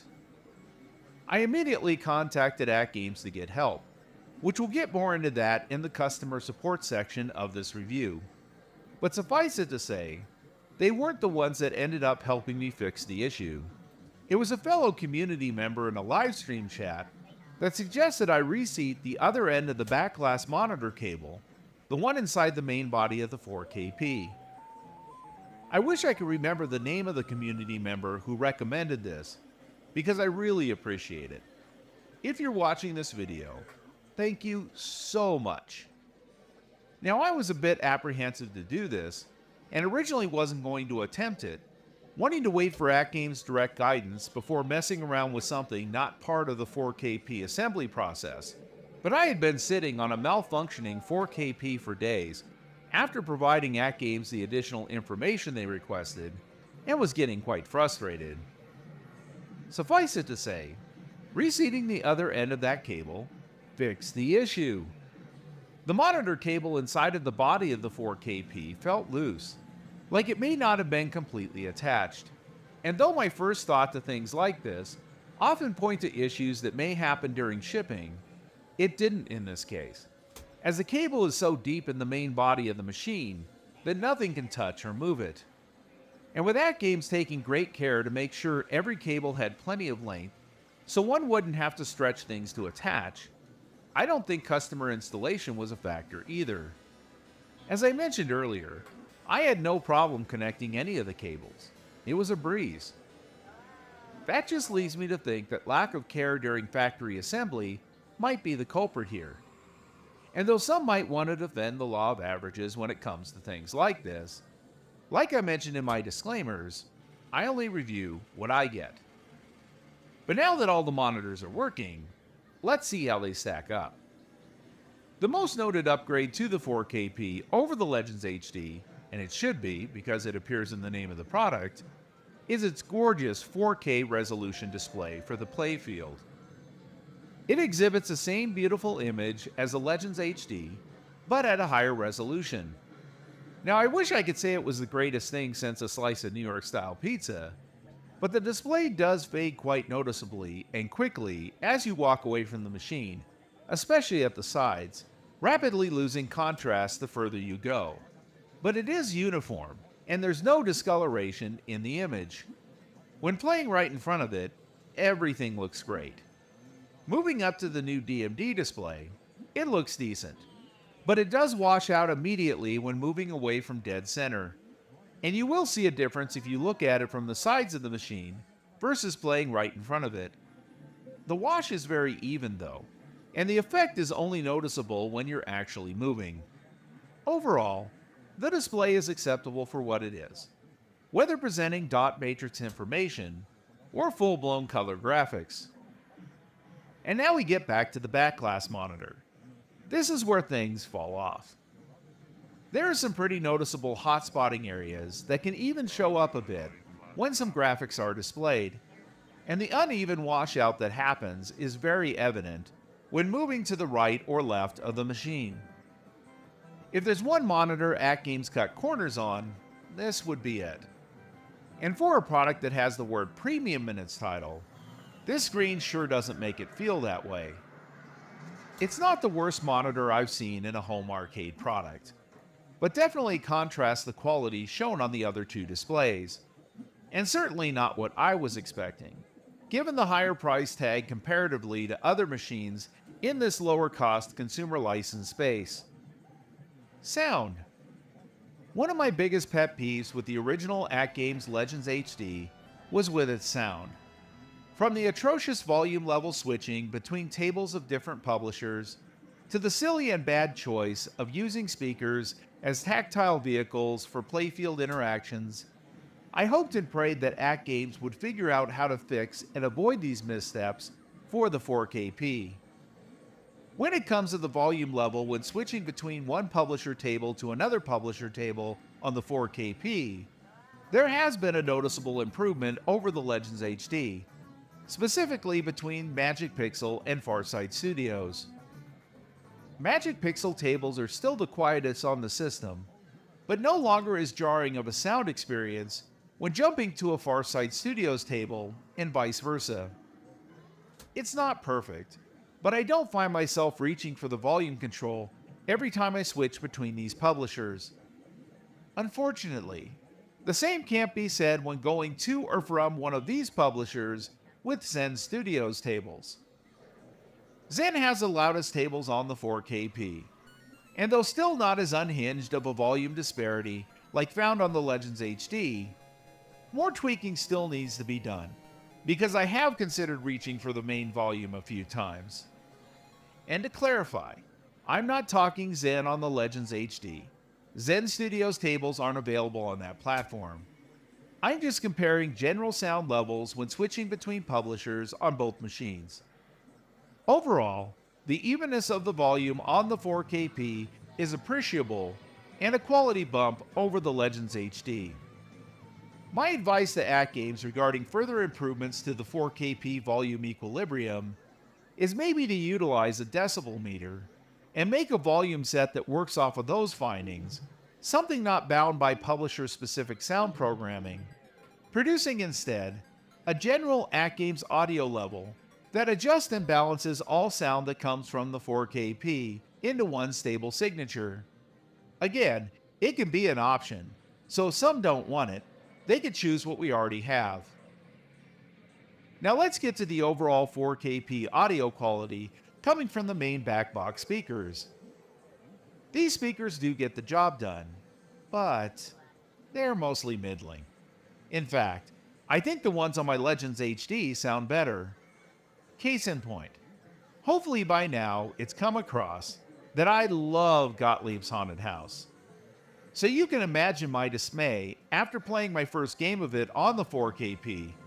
During the cool and eerie music that plays after completing a game, random crackles started coming from the speakers, which don't happen on the Legends HD. It sounded like the 4KP might not be able to handle the bass in that song. I turned the volume down, even to 10%, and still got slight crackles. I haven't noticed crackles on any other table on the 4KP. The other 4KP sound issue comes from the Zaccaria retro-style tables by Magic Pixel. The deep startup mechanics on these tables sound overly muffled, even to the point of being slightly distorted. On the Legends HD, they sound fine, and same with my Steam versions of Zaccaria Pinball. Now there's always a possibility that my 4KP just came with bum speakers, and yes, I did reseat the main cable and made sure there were no breaks in any of the wires. But I don't know if it would personally be worth the hassle to me to have to deal with AtGames customer support again just to fix these minor instances. Overall, the audio from the backbox speakers have it where it counts and do a decent enough job. It should be noted that there are some additional volume adjusters found in the UI on the 4KP, one that controls FX volume and one that controls music volume. Making changes to these didn't fix the issues I was having and actually made things sound less than optimal during some adjustments, so I set everything back to default. Now let's talk about the last sound feature on the 4KP, two speakers placed inside the control panel at the front of the playfield called exciters, which produce tactile feedback during gameplay. As I mentioned earlier, these exciters come both in the stock control panel and the optional game control panel, and I've tested them both. If I were to describe these exciters in one word, it would be crap. Keep the haptic volume level as default or louder, and the term fart hands has been used to describe them, because when they vibrate the thin plastic layer on top of the control panel, so violently at times, they make legit fart sounds. Not to mention how unpleasing the Joy Buzzer-esque sensation feels on your hands. No matter where I adjusted the haptic volume control, I couldn't find a sweet spot where the effect felt comfortable to me. So like on my Legends HD, I just unplugged them. Now I know I could have probably set the haptic volume to 0 to get the same result, but I didn't want to take a chance of a firmware update or possible future factory reset reactivating them. AtGames doubling down on this failed exciter technology now on the 4KP makes me angry, because like the solenoids, stuff like this adds costs to the machine. I can forgive trying out solenoids as a concept because they have the potential to add immersion like found on real pinball machines, but I can't forgive the lack of testing which is needed to make them feel right. And going to the well again with the exciters, something that's proven not to work as intended, is infuriating. Using speakers where sound activates anywhere, with no specific purpose to actual action prompts, is not only lazy, but has proven it can't translate to how real pinball machines feel or operate, which is the whole purpose of adding something to improve simulation. I mean, why not instead consider well-established, cost-friendly, and effective tech, like the small motors found in many console controllers that have been utilized successfully for decades, like in the aforementioned Xbox 360 controller. And what's crazy is, the VPin publishers who provide tables on the 4KP implement signal programming to interact with this motor technology in their software on other platforms. AtGames wouldn't have to reinvent the wheel. The great thing about using motors is they can be assigned to activate to precise cues triggered by game events unlike every random sound that gets sent to a speaker. With some people complaining about the higher price of the 4KP, removing things like exciters that don't add value can reduce the burden even further. Games and gameplay.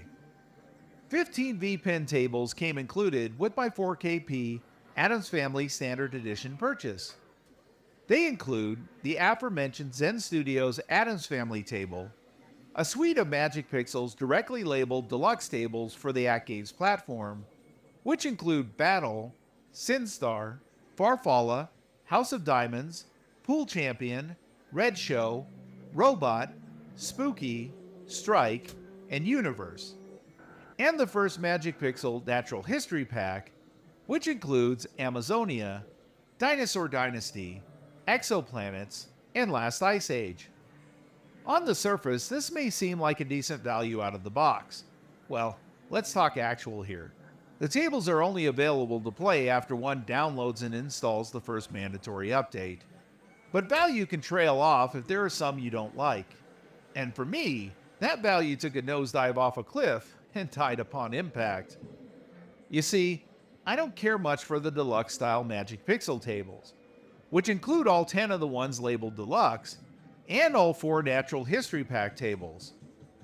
There's only one Deluxe Magic Pixel table I've liked out of all the ones I've played so far, and that's How the Grinch Stole Christmas, which is not included in this stock collection. The main problem with Magic Pixel Deluxe style tables for me is they just don't feel like I'm playing pinball, which by AtGames including them as part of this starting package misses the point of someone going out of their way to buy a cabinet in the shape of an actual pinball machine to play. And what's crazy is AtGames did seemingly understand this point when they launched their first VPin machine, the Legends HD, which came preloaded, out of the box this time, no need for mandatory updates, allowing you to get right into the action with 22 included real-world recreations of Gottlieb pinball tables. It's kind of hard to quantify in words the seminal feeling I'm referring to when I say Magic Pixel Deluxe style tables don't feel like pinball. But the closest way I can describe it is a cross between a pachinko machine and a video game that utilizes pinball functions, something like a Sonic Spinball on the Sega Genesis, except without all the scrolling, of course. Most of the time I feel like I have little control over the action on a Deluxe style table, just watching things happen. And this is mainly due to their ultra busy layouts, with multiple indiscriminate layers and playfields that lack any real 3D depth on the 4KP, which makes it incredibly confusing to discern where you are, or which flippers, out of the usually many, you need to use. And this lack of feeling of control is compounded by how overly easy it is to keep the ball in play, where games can last upwards of 10 to 20 minutes at times, or at least they can seem that long, which may sound great, but if I feel like I'm just a spectator most of the time, it gets incredibly dull. In fact, I've exited out of games before completing them because I got bored and wasn't having fun any longer. I will say when I first played some of the Deluxe style tables, back on my Legends HD, there were a handful that kept me interested for a while. Battle, Strike, Robot, Universe, and Amazonia felt a little more engaging than the rest, but I had to force myself to play them again on the 4KP for this review, and it was an awful chore. And don't get me started on the horrible artwork found on the specifically labeled Deluxe tables, which is insultingly bad. Like they chose some random kid who just liked to doodle on his textbooks, maybe one of the executive kids at Magic Pixel, I don't know, and just pasted his rough imaginings onto playfields and backglasses and called it a day. One of the most important things for a pinball machine, beyond how it plays, is its artwork and theming. With so many tables vying for one's attention, a machine has to bring the visuals in order to draw people over in the first place. Looking at Red Show and Spooky Deluxe made me question the money I just spent. And the ultra creepy guy on the backglass for Pool Champion Deluxe is just a badly drawn, dollar store copycat of Gottlieb's Cue Ball Wizard. Now, the artwork on the Natural History Pack Deluxe style tables fare much better, but I wouldn't call them anything to write home about. If the Natural History Pack tables were made into real pinball machines, I'd pass right by them without a second thought. And what in the blue hell is up with all that dull simulated elevator music that permeates every cell of these deluxe style tables? Magic Pixel seems hellbent on using, at least it sounds that way to me, the same or similar composer for all their deluxe style tables, producing every note on that same cheap and tired MIDI program. If you think that sounds monotonous and mind-numbingly irritating, you'd be right. Not all tables need to have music, and if you aren't going to come at it with a purpose to justify having it, doing something truly inspired for a specific game with at least some modicum of talent, not just making something to fill a void, then just leave the music out.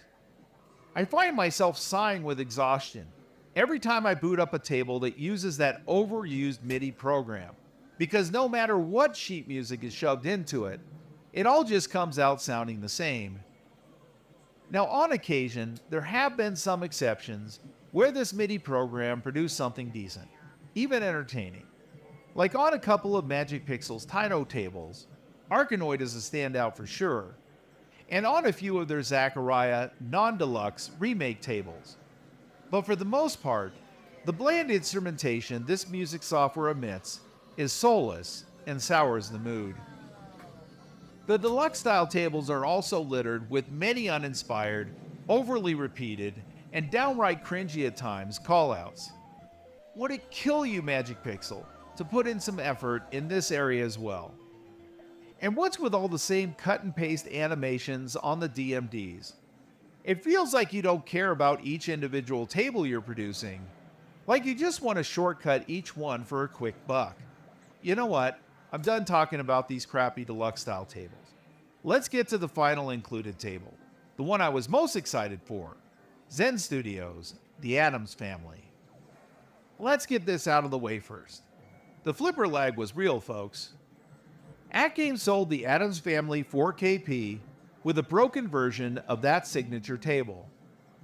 And I originally used the words not optimal instead of broken when first discussing it with others in the community, because I hadn't yet played it on the 4KP and wanted to be fair. But after finally playing the Addams family table on the 4KP, having to rewire my brain to hit the flipper button moments before I wanted it to react on the screen, I had to call a spade a spade. The table was broken, plain and simple. I was missing so many shots and draining balls that it made it almost preferable to play the deluxe style tables instead. And before anyone blames these issues on my skill, it should be noted that I don't have these problems playing it on Zen Studios Pinball FX on my PC, nor on FarSight Studios' version on Pinball Arcade, both on my soft-modded Arcade 1-Up and on my PC. Fortunately, I had purchased a bunch of other tables from the AtGames online store, which could tide me over while I waited for AtGames to get this issue fixed. And when I refer to AtGames getting it fixed, I'm referring to their partners as well. Another thing that sucked about the flipper lag on the 4KP Addams family table is if I went from it to another publisher table, Magic Pixel or FarSight Studios, I'd have to rewire my brain again to compensate going from something with lag to something without. Vice versa, of course, when going back to the Addams family table after playing a Magic Pixel or FarSight Studios table. It would take AtGames around 9 months to finally release a solution said to make a significant dent in the lag issue. Not to fix the issue, mind you.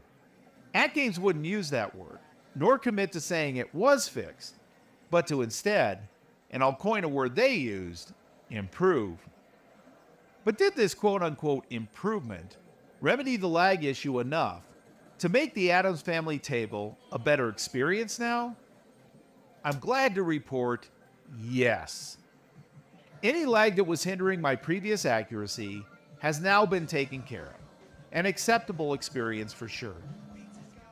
I'm happy that AtGames and their partners were finally able to do right by the customers as far as improving the lag situation. But if you think I'm going to shower them with roses and throw them a parade, you're out of your mind. The Addams Family table shouldn't have released in the state that it did in the first place. And the fact that AtGames took a better part of a year to finally make things work so long after taking people's money is dirty pool. AtGames owed this solution and shouldn't be praised when they knowingly released the product broken. And what's worse is AtGames kept releasing new Zen tables knowing they had the same issue, all while charging people full price for them. And if Zen Studios had a hand in this decision, they're as equally accountable. Now, the other Zen tables that had lag issues eventually got the same type of improvements, staggered over several weeks after Addams Family was taken care of, which prompted me to wait to install the two Zen tables I initially purchased, Attack from Mars and Snoopy Pinball, until those updates were available. I get that a lot of people have come to accept buying games broken, conditioned by years and years of companies normalizing the practice, but it's not, nor will it ever be, acceptable to me. I'd only entertain tolerance for selling broken stuff if companies were made to reduce the price of their products and services by, let's say, 80% off retail, until they took care of all the issues. Could you imagine how quickly AtGames and their partners would have got the lag issue improved if they were made to lose 80% of their revenue until they got things to a tolerable state? Maybe something like that would have made them reconsider releasing the product broken in the first place. Now for me, I luckily didn't have to suffer month after month of Zen Studio Tables flipper lag. I only had to deal with it for around a week on Addams Family due to a personal injury I sustained, which put building my 4KP off until I recovered enough. But either way, having to deal with a lag issue at all for any amount of time is unacceptable. Now let's move on to the tables one can purchase for their 4KP from the AtGames online store. And one quick note, one can also purchase tables now directly from the 4KP machine itself. I haven't done this personally, as I don't like how cumbersome the typing interface on the 4KP is, but it's there if someone's interested. I've heard it's pretty simple once everything is set up. As I mentioned earlier in the review, it doesn't really matter which tables initially come on a 4KP, as all the tables from the entire library are available to purchase from AtGames online store. When AtGames first launched the pre-orders for the Addams Family 4KP machine, they also announced purchasable pinball packs. Since all the tables on offer for the 4KP at the time also appeared on the Legends HD, sans the Addams Family table of course, many who already bought these tables on the Legends HD machine wanted to know if we'd be able to transfer them to play on the 4KP. The answer from AtGames was an emphatic no. To say that some were annoyed and pretty riled up at the prospect of having to re-buy the same tables all over again just to play them on the 4KP would be an understatement. And I think AtGames read the room pretty well, prompting them to come up with a decent sale as a solution, lowering every pack to 50% off for a limited time, which brought each one down from $25 to $12.50 a piece. And a quick note, this sale happened before AtGames added the Addams Family table pack to the store, so it wasn't available to purchase yet. There were also no other Zen Studios tables announced at that time. Now I owned every table pack that came to the Legends HD up to that point, and I would have loved to play the majority of them on the 4KP, but even with a sale, the principle of having to re-buy tables that I already purchased or own stuck in my craw. AtGames wasn't mentioning any notable improvements beyond just playing at the higher 4K resolution, and that alone didn't justify a repurchase. I decided I would only buy the ones I absolutely wanted. During the sale, I purchased all 4 of the Gottlieb packs, which combined included the 22 stock tables that came on my Legends HD. All 3 of Magic Pixel's Taito packs, which combined included 12 tables based on some of my favorite Taito arcade games. 4 Magic Pixel Zaccaria packs, pack numbers 3, 5, 8, and 9, which combined included 43 tables, and finally, Magic Pixels' Dr. Seuss Pinball Pack 1, which came with 3 tables, but I bought it just for one, How the Grinch Stole Christmas. The contents of each pack can be found on AtGames' website. For the review, I also wanted to make sure that AtGames messaging that Zen Studios Tables from here on out wouldn't suffer from the flipper lag issue, so I purchased a few more to confirm the validity, making sure to choose samples from each of the sets they offer, some from their real pinball recreations, some from their Zen originals, both old and new, and some from their Pinball M line in order to get a good overall representation of their offerings. I picked a couple of real-world table recreations in the Williams Universal Monsters pack, which included Creature from the Black Lagoon and Monster Bash. A pack of their earlier Zen original tables, one that had been out for a long time on several of their platforms, the Universal Classics pack, with Back to the Future, E.T., and Jaws, one additional newer Zen original, A Charlie Brown Christmas, and finally, 2 available tables from their Pinball M line, Chucky's Pinball and The Thing. Now before I delve into my experiences with these purchase tables, I need to address a couple of issues first. First, let's talk about the problem of just getting the purchase tables to run initially upon boot up. This doesn't happen with the included stock tables. Every time I turned on the 4KP and tried to launch a purchase table, I wasn't immediately able to, and it would instead pop up one of the following messages.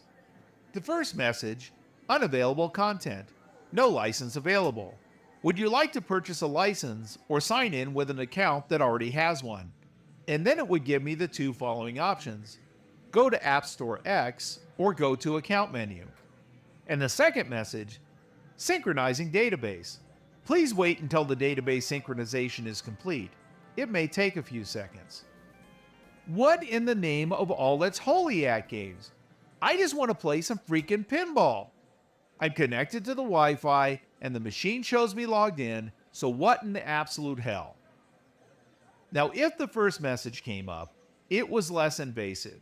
I could usually back out of it with the physical back button and retry the table and it would let me in. Now this wasn't always the case. Sometimes it would take up to 3 to 4 tries, but it would eventually let me in. Now if I got the dreaded second message, synchronizing database may take a few seconds, it could actually take a few minutes before it would let me play any of my purchase tables. There were times I got lucky and it would indeed be only a few seconds, but it's very hit or miss. This is why I didn't immediately activate all my table packs, because I wanted to tie my purchases to the machine itself, like I could with my Legends HD, and not have to deal with, or be reliant on, some draconian DRM server that AtGames set up, deciding if I had permission or not to still play the tables I paid them for. As of the writing of this review, AtGames still doesn't allow people to tie their purchase tables to their 4KP machines, which is absolute BS, and yet another example of how they hold control over things you've already purchased from them. And this is why I miss companies like iiRcade, a former home arcade company who understood that doing business in a consumer-forward way not only is the right play, but the right thing to do. Zhang, the CEO and founder of iiRcade, believed, and through his actions showed, his customers came first. And there's no better example of this than his online digital storefront to sell additional games for the iiRcade.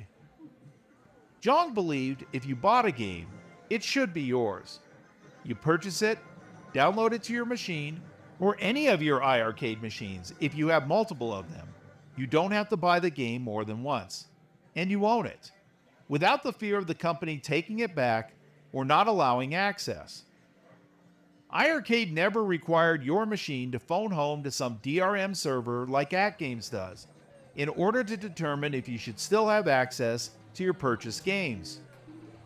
And when iiRcade went out of business, all the games you purchased were still yours on your physical machine.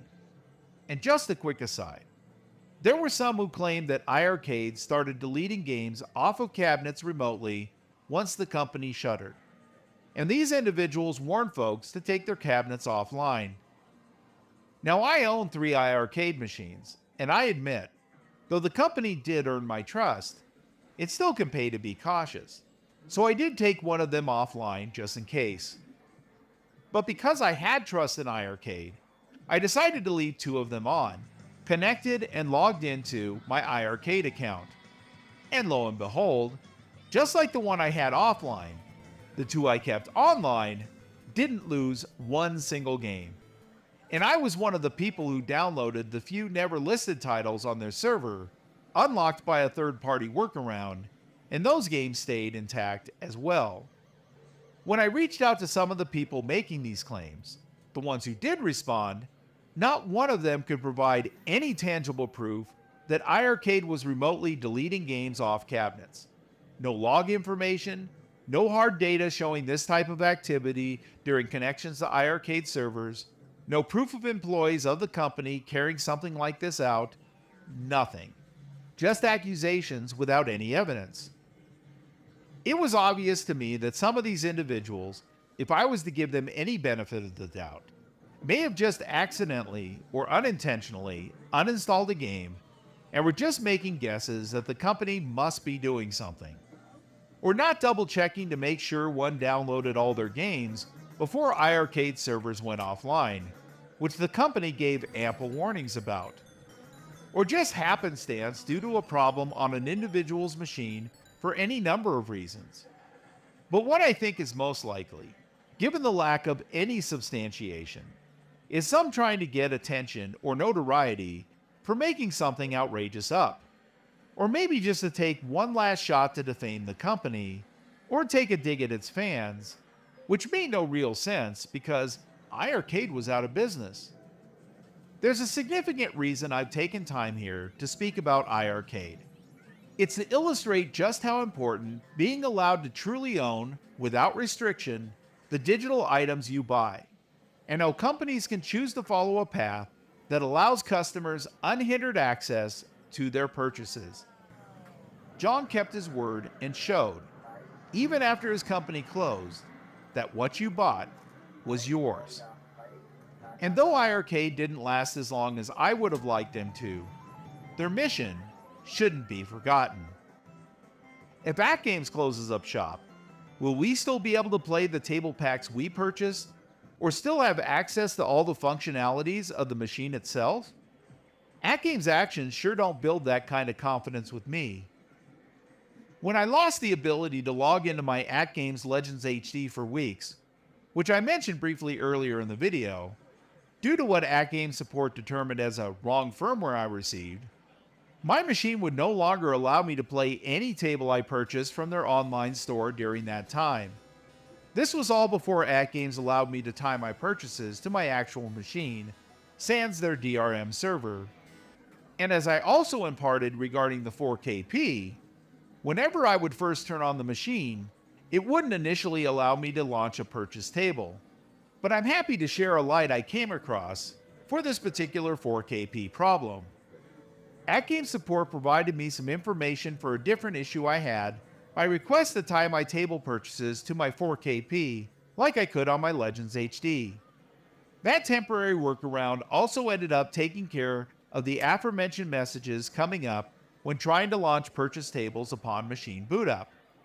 The instructions provided by AtGames stated to put the table packs into an offline mode. Now, before I continue on with this segment, I need to speak about a patch AtGames announced after my original scripting of this review. In an email they sent on January 15, 2025, AtGames notified the community about a new 4KP update to simplify AtGames' offline mode process. This was a direct response to their network outage that happened in December of 2024, which I'll speak more about shortly, which separated customers from accessing their purchase tables. Here's what that email said regarding the new offline mode. Offline mode. The new and improved offline mode activates automatically, assigning App Store X pack licenses to a single device as soon as you launch a table/game within that pack. This means you can enjoy your purchased content offline effortlessly. Your packs and games will always be ready to play, whether you take your device offline or encounter a connection issue with AtGames servers. From ISP hiccups to scheduled maintenance, your favorite games are always at your fingertips. Gee, AtGames, thank you so much for allowing me to play the games I paid you for anytime I want. And for those who don't know sarcasm when you hear it, I'm basically not thanking AtGames, adjusting for a problem they purposely put into place themselves, a barrier between the customer and their games. AtGames has the gall to act like they're doing customers some sort of favor by allowing them access at any time to what they already paid for. I hope you can hear just how asinine what AtGames is saying here. And them using dismissive language in this email, like alluding to the network event in December that caused a lot of people to lose access to their purchased tables as a hiccup, or acting like they're doing us a solid by ensuring our purchases are always at our fingertips and available to enjoy effortlessly, is beyond patronizing and shows just how little AtGames thinks of its customers. They truly think we're dumb. As for the new automatic offline mode, I feel it is a better option than the manual way. And of course, we shouldn't forget, how it also better covers AtGames' butts in case of another, as they like to call it, hiccup. But it still in no way changes the fact that AtGames has the same control over a customer's purchases. The machine still has to handshake online with AtGames servers during the first time play of at least one table per pack in order to get them all into offline mode. The fact is, AtGames already went to the well once with server control on the Legends HD, which is unfortunately still an option on that platform, but when it blew up in their face, they relented and finally allowed customers to tie their purchases to their actual device instead.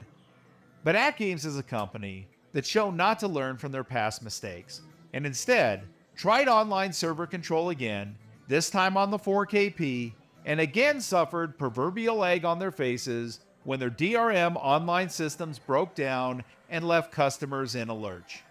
This small offline mode adjustment by AtGames isn't something to be applauded beyond ease of use.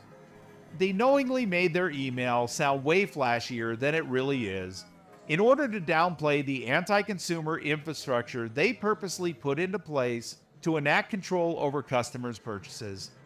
Don't be fooled by AtGames or any blind fanboyism trying to skirt underlying unscrupulous practices into positives. One only now has to look at those who have the misfortune of owning more than one 4KP to see how this new automatic offline mode sends a new hiccup their way. Since I don't have more than one 4KP, I'm going to go off what I've heard in the community. But for the clearest understanding, always reach out to AtGames directly.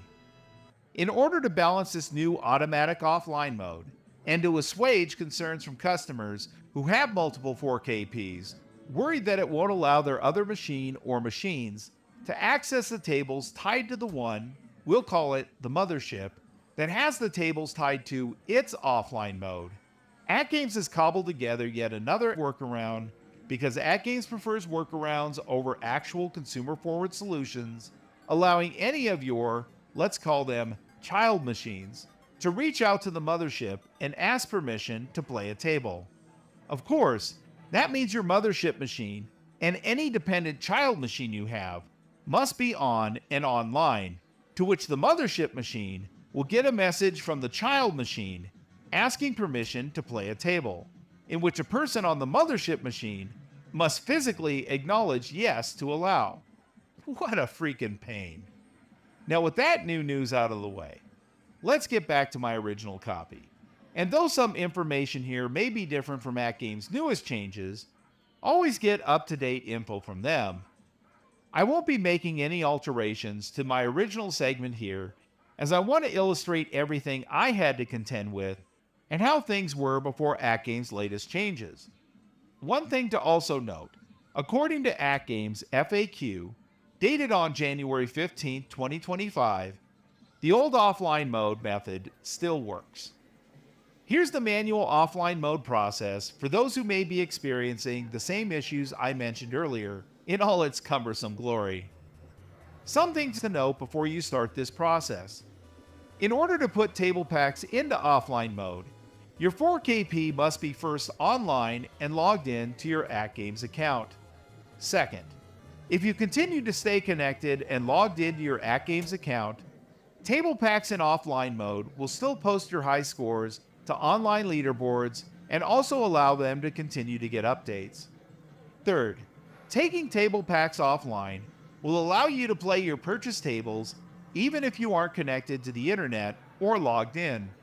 And finally, if you do happen to own other AtGames hardware that can also play your 4KP purchases under that account, putting them into offline mode will only allow the machine that put them there to access them.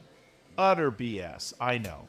As I mentioned before regarding iiRcade's business model, on iiRcade, once you bought a game, you owned it and had unfettered access to play it on any of your machines, no server strings attached.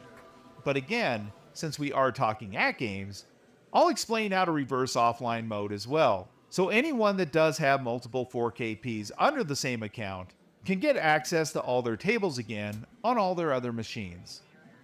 When AtGames says you can put table packs into offline mode, they're not talking about a single and simple one-step toggle. They're referring to an overly tedious process where you have to acknowledge each individual pack separately to place them into that state. For me, it's extra cumbersome because I own many table packs and have to flip through pages in order to adjust them all. 4 pages for me. Here are the steps. Start by navigating to Settings, then to the Offline Mode menu. In the Offline Mode menu, choose the Manage option. This will bring you to a list of the tables activated on your 4KP.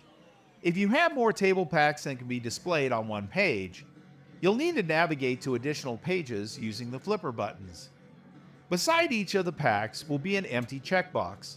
Navigate to each table pack using the directional pad or joystick if you have the game control panel, and add a check to each box of any pack you want to place offline.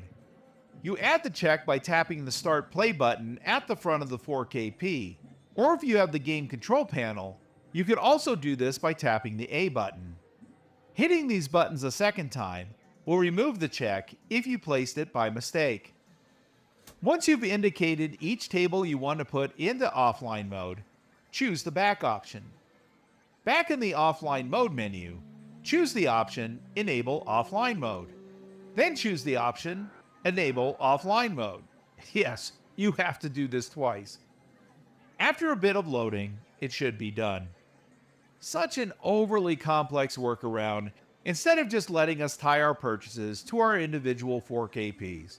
But for now, it is well worth the effort to do this.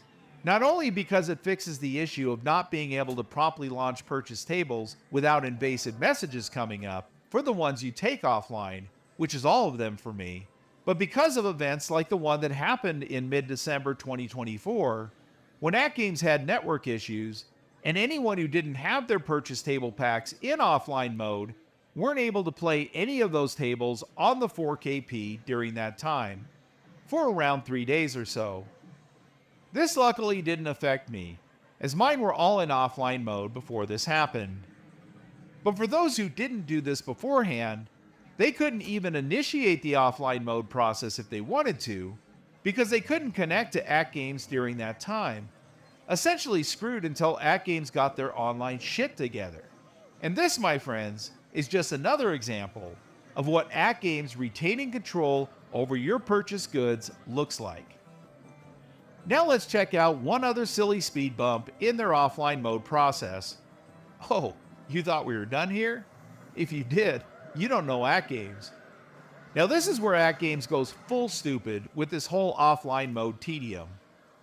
Let's say you decide to do something dumb, like let's say purchase another table pack for your 4KP, but you've already done the process of placing your other table packs into offline mode. You can't just put your new table pack into that same state. No.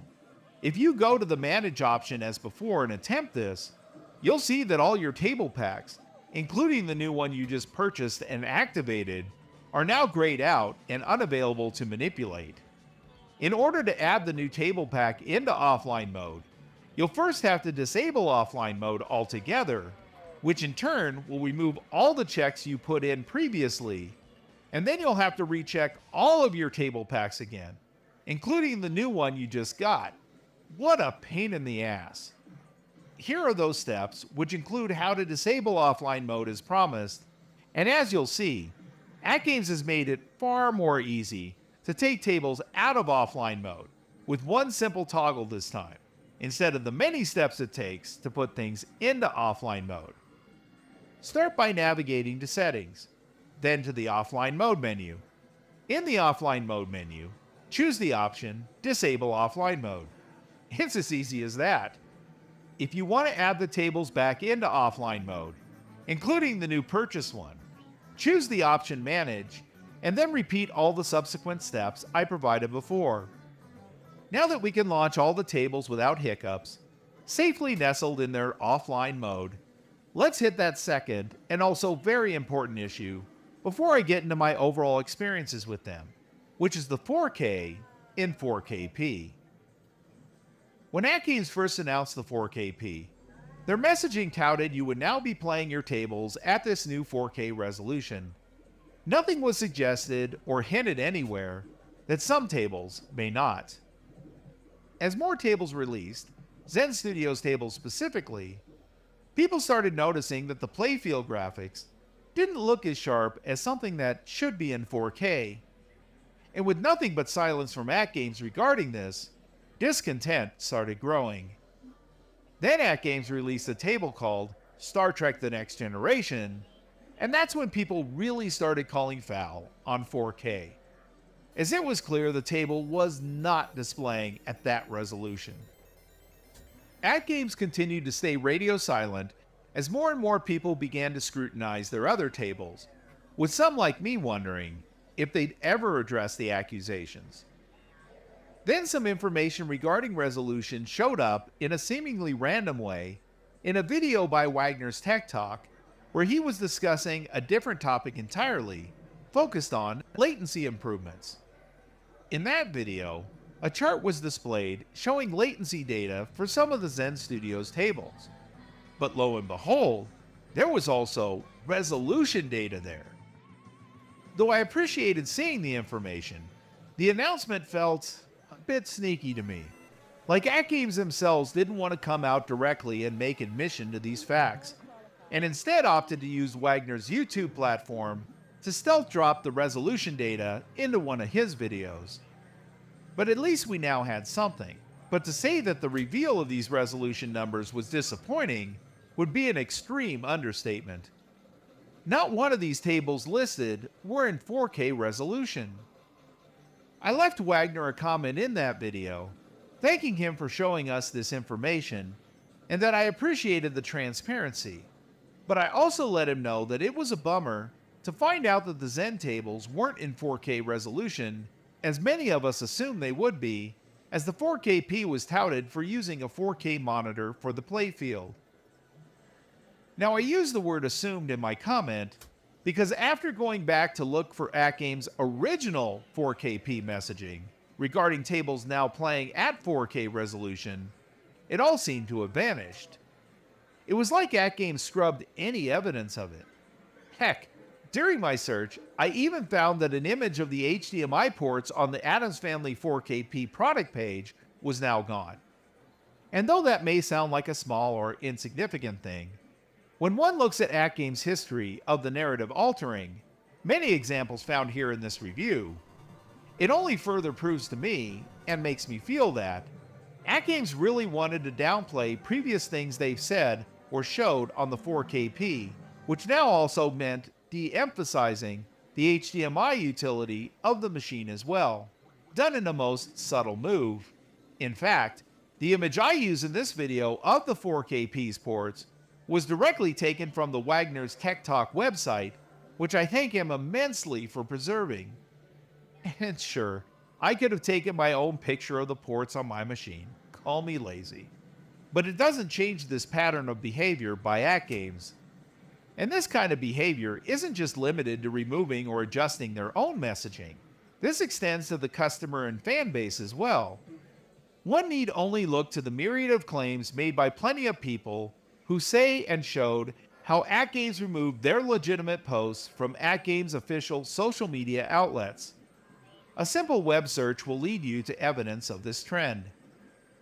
Suffice it to say, AtGames not being fully transparent with folks from the very beginning, or at least before any pre-orders were taken for the 4KP, to provide the most basic and obvious need-to-know stuff, like some tables might not, or will not, run at 4K resolution on the 4KP, to me, best case scenario, alleged half-truth play by AtGames.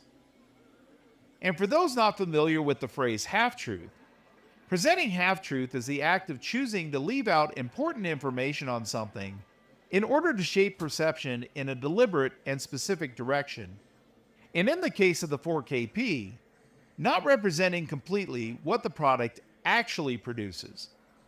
And though doing something like this may seem clever, and possibly a way to sell more units, and of course, leave room for plausible deniability in the future if things are discovered, it's unequivocally a deceitful maneuver.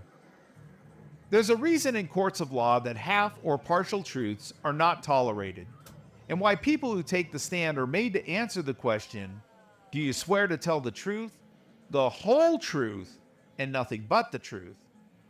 This question is used to thwart this type of unacceptable behavior, and even lawyers are under this ethical duty of candor. And though I'm well aware this isn't a court of law situation, it is an ethical one. So the analogy is pertinent here. And if AtGames was made to tell the whole truth from the beginning about what 4K resolution meant as it pertained to the 4KP, they couldn't come back later and claim something like, "We never said that all tables would run at 4K resolution." Half-truths are considered a type of lying, and are unprincipled in practice. Wagner replied to my comment, letting me know that not only did he stress the importance of displaying resolutions clearly, but his boss made it a key requirement. Wagner making reference to his new employment with AtGames, which shows Wagner's honest character. And not only that, the first sentence in his video, he reveals that fact straight up. AtGames, if you're listening, Wagner is the reason I took the plunge to pre-order the 4KP. I wish everyone at your company would take cues from this guy. Wagner said moving forward, accuracy and transparency will continue to be their top priorities. I replied back to Wagner that I appreciated that transparency would continue to be a top priority, but I also let him know that transparency should have been a day one thing, especially when it came to resolution. I mean, 4K is in the freaking title of the product. 4KP stands for 4K Resolution Pinball. It's not called the 4KS, S referring to the screen, which I feel it should be called now, as it more accurately describes what you get, pointing to the screen hardware, which maintains 4K as a true statistic, instead of the pinball tables, which some do not. But I digress. I reminded Wagner that AtGames had been upfront about the lag on the Addams family table, so why not be upfront about the resolution? I let him know that things like this continue to put AtGames in a questionable light, and he even speculated to him that AtGames may have not put resolution front and center in order to help sell more units. It just looked bad, and was yet another in the line of disappointments. I thanked Wagner again and let him know he's been the spear when it comes to the times AtGames chooses to be up front, and a glimmer of hope that some of us hang on to. I let him know that time will tell if AtGames will move forward with accuracy and transparency, and that they had a long way to go with me before that trust could be built again. In his final response in that conversation, Wagner revealed to me that he didn't know what the resolutions were until about a week before his video. I found this so aggravating. Not with Wagner, of course, but with AtGames. I'm going to leave a link to Wagner's latency improvement video in the description below, so you can see he and I's conversation in its entirety. And now to some great news. Some of the literature I was searching for regarding what one could expect from the 4KP's resolution performance has been found. I want to thank two content creators for finding and reporting on this, The Rexer Show and Kevgret, who continually make it a priority to stand up for customers and take companies and influencers to task when shady stuff happens. I guess AtGames didn't get the memo that once you put something on the internet, it never truly goes away. What Rexer and Kevgret were able to show were not half-truths by AtGames, but instead false, or at the very bare minimum, suspect information AtGames presented about the 4KP compared to what we ended up with. I'm going to reference a portion of that live stream pertaining to my topic on 4K resolution, but I'll be providing a link to the entire stream, which I strongly recommend watching because there's a lot of good information there, not to mention some very entertaining commentary. The following screenshots I'll be showing here came directly from that live stream. In this first screenshot, you can see a picture of the Addams Family Zen Table playfield, clearly labeled with text saying 4K Gaming. And on this second screenshot, it definitively states that the built-in tables on the 4KP are in 4K. Zen's Addams Family table is built in, yet it doesn't display in 4K. Rexer points out in his live stream that some other 4KP models also have built-in Zen tables as well.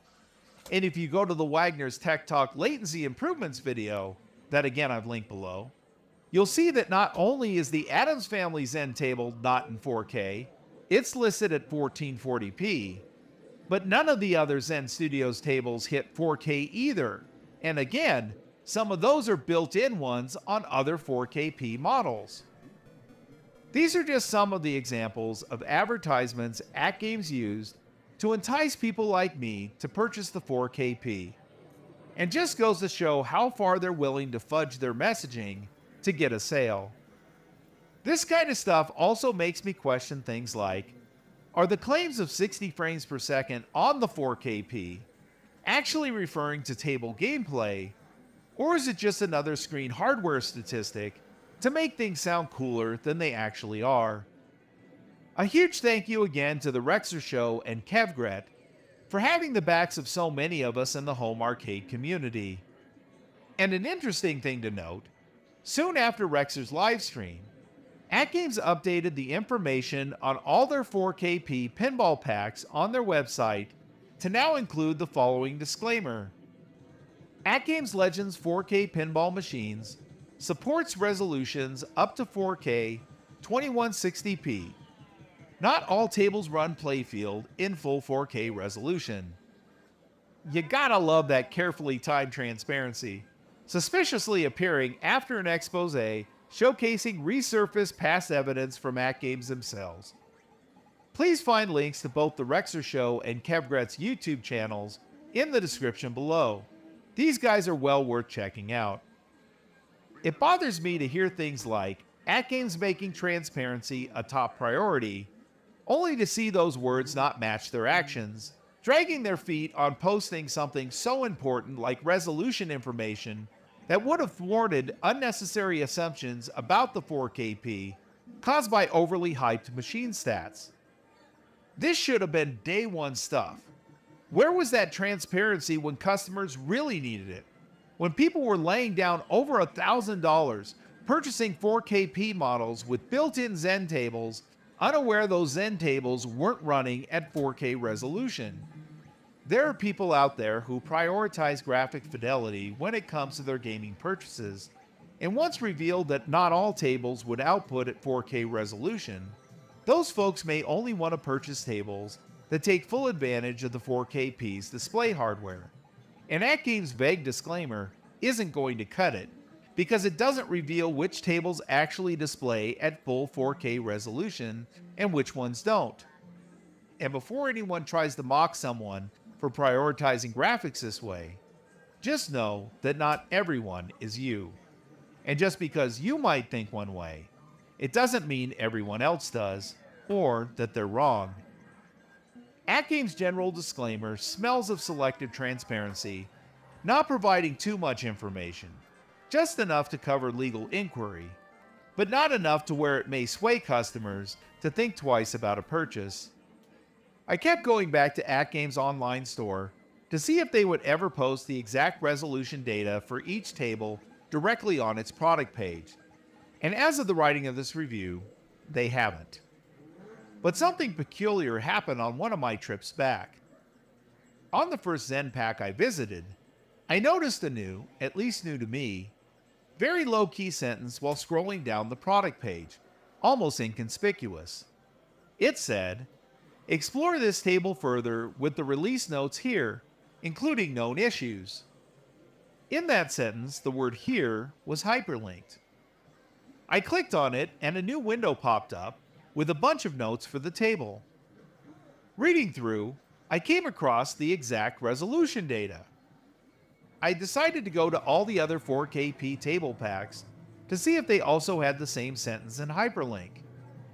I found that all the Zen Studios table packs had it, along with Magic Pixel's Natural History table packs 2 and 3, as well as their Rare Table Pack Part 1. I clicked on each one and all of them had, somewhere in their pop-up page, exact resolution data.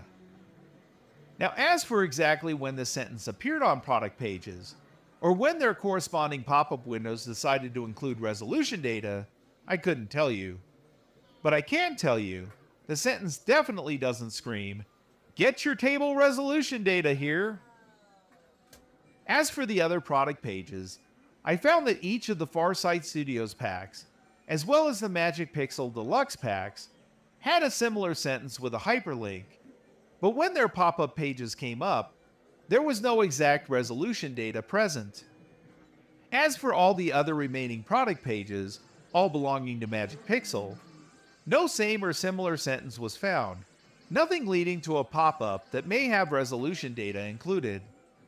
AtGames' actions here by not posting exact resolution data for every table on their site, at least from my way too many searches here, and when it is available, making the process an inane hide-and-seek hyperlink game, clearly shows purpose to make things difficult to find. Anything less than posting exact resolution data pertaining to only the specific tables on said product page is underhanded. And I've heard some argue that people can just go to the Wagner's Tech Talk website and get that info. But it takes a real, special sort of ding-dong to die on that hill of absurdity. As you know, Wagner is tops in my book. But do you really think the average customer, who doesn't follow home arcade products as closely as some of us hobbyists do, is going to know who a niche creator like Wagner is, let alone know about his personal website and where to navigate to get to said information, though Wagner does do a decent job of laying things out. This is not an acceptable solution by any stretch, and also seems to come from the same folks who try to defend AtGames' resolution gate debacle by saying stuff like, "But the majority of tables on the 4KP run at 4K resolution." Defending unethical business practices by deflecting with flimsy arguments tells one all they need to know about the aims of these individuals, and I suggest always calling out their wag the dog tactics. At this point of hunting down resolution stats, I'm done trying to keep up with all of AtGames' stealth info drops. This is it for me as far as this topic in this review, so some stuff could be outdated. At least this exposes AtGames' propensity to hold back information significant to the customer by only sprinkling the tiniest bits when AtGames finds themselves in a pickle. No pun intended. I'm not going to waste any more time chasing unannounced changes. Always check AtGames' site for the latest, and if there's something you can't find, reach out to them directly. Now that all the important background stuff has been laid out, let's talk about my experiences with the tables I have. I'm happy to report that all 105 tables on my machine, both built-in and the ones I purchased, are not hindered by flipper lag, even with all the effects turned on on Zen Studios Tables. Even though AtGames won't declare the flipper lag issue fixed, probably because different folks experience their own sensitivity levels when it comes to latency performance, I can tell you from my perspective, I'm happy with the control-to-screen response when it comes to the flippers. I wish I could say as much about the plunger lag though. No matter which publisher, all tables suffer from some degree of delay, physical to screen, when operating the plunger, some worse than others. This makes tables that have plunger skill shots very cumbersome to line up. And though flipper lag is more important to get right first, there's still no excuse to have these performance issues with the plunger for over a year now. This needs to be fixed yesterday. I am, however, impressed with how much faster the loading times of tables are on the 4KP versus the Legends HD. I just wish the initial boot up of the machine was faster. Here are my thoughts on my purchase tables, ranking least to best. FarSight Studios Gottlieb tables. What did they do to my beloved haunted house? Scratch that. All of the Gottlieb tables. Each playfield, though noticeably sharper, looks even flatter than they did on the Legends HD. Like you're just watching a ball slide across the top of a smooth painting, instead of a machine with actual 3D interactive parts. And though the tables with moving toys fare a bit better, giving the smallest illusion of dimension, the collection as a whole is incredibly disappointing. I wasn't expecting the tables to look even worse in 4K. It's obvious that FarSight Studios didn't attempt to take advantage of the higher processing power of the 4KP. And the crazy thing is, they had to delay the release of these tables on the 4KP. And my question is, why? No significant work was done to the Gottlieb tables from the Legends HD to the 4KP, at least none I can discern. Gameplay is the same, though I don't think anything needed to be updated there. But no new effects or dynamic lighting to enhance the visuals, no 3D rendering techniques to increase the elevation and volume of individual parts, no adjusting the table angle to give everything a much needed depth, nothing. When it comes to the backglass art on the Gottlieb tables, it looks to be the exact same scans taken from the Legends HD, which were hit or miss in quality back then.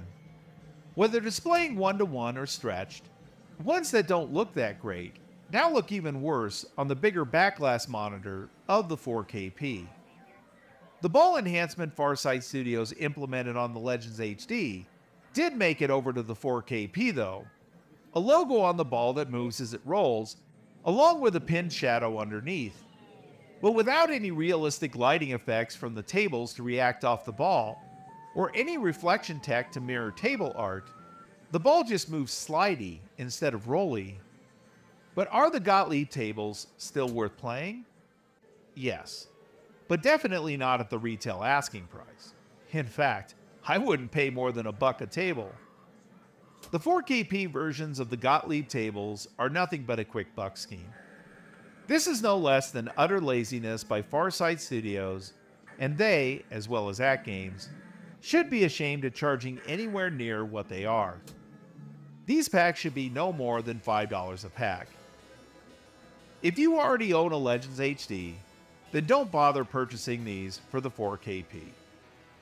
Next are the 4 Magic Pixel Zaccaria packs I picked up, 3, 5, 8, and 9, which include notable titles like Time Machine, Earth, Wind, Fire, Spooky, Future World, Nautilus, and Robot, just to name a few. The playfields for all of these tables look just as great as they did on the Legends HD. However, therein lies the problem. They pretty much look identical to the ones I got on the Legends HD, just a tad bit sharper.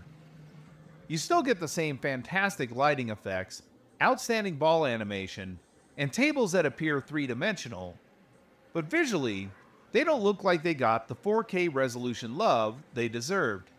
They look more like quick upscale renderings rather than newly built 4K scans.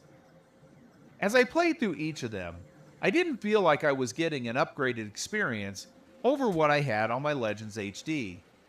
And I can almost forgive that if I didn't have to rebuy them. When it comes to the backglass art for these packs, it also looks like Magic Pixel directly ported over the same scans from the Legends HD. That's not a huge deal when it comes to the reward tables, as their image quality has always been great.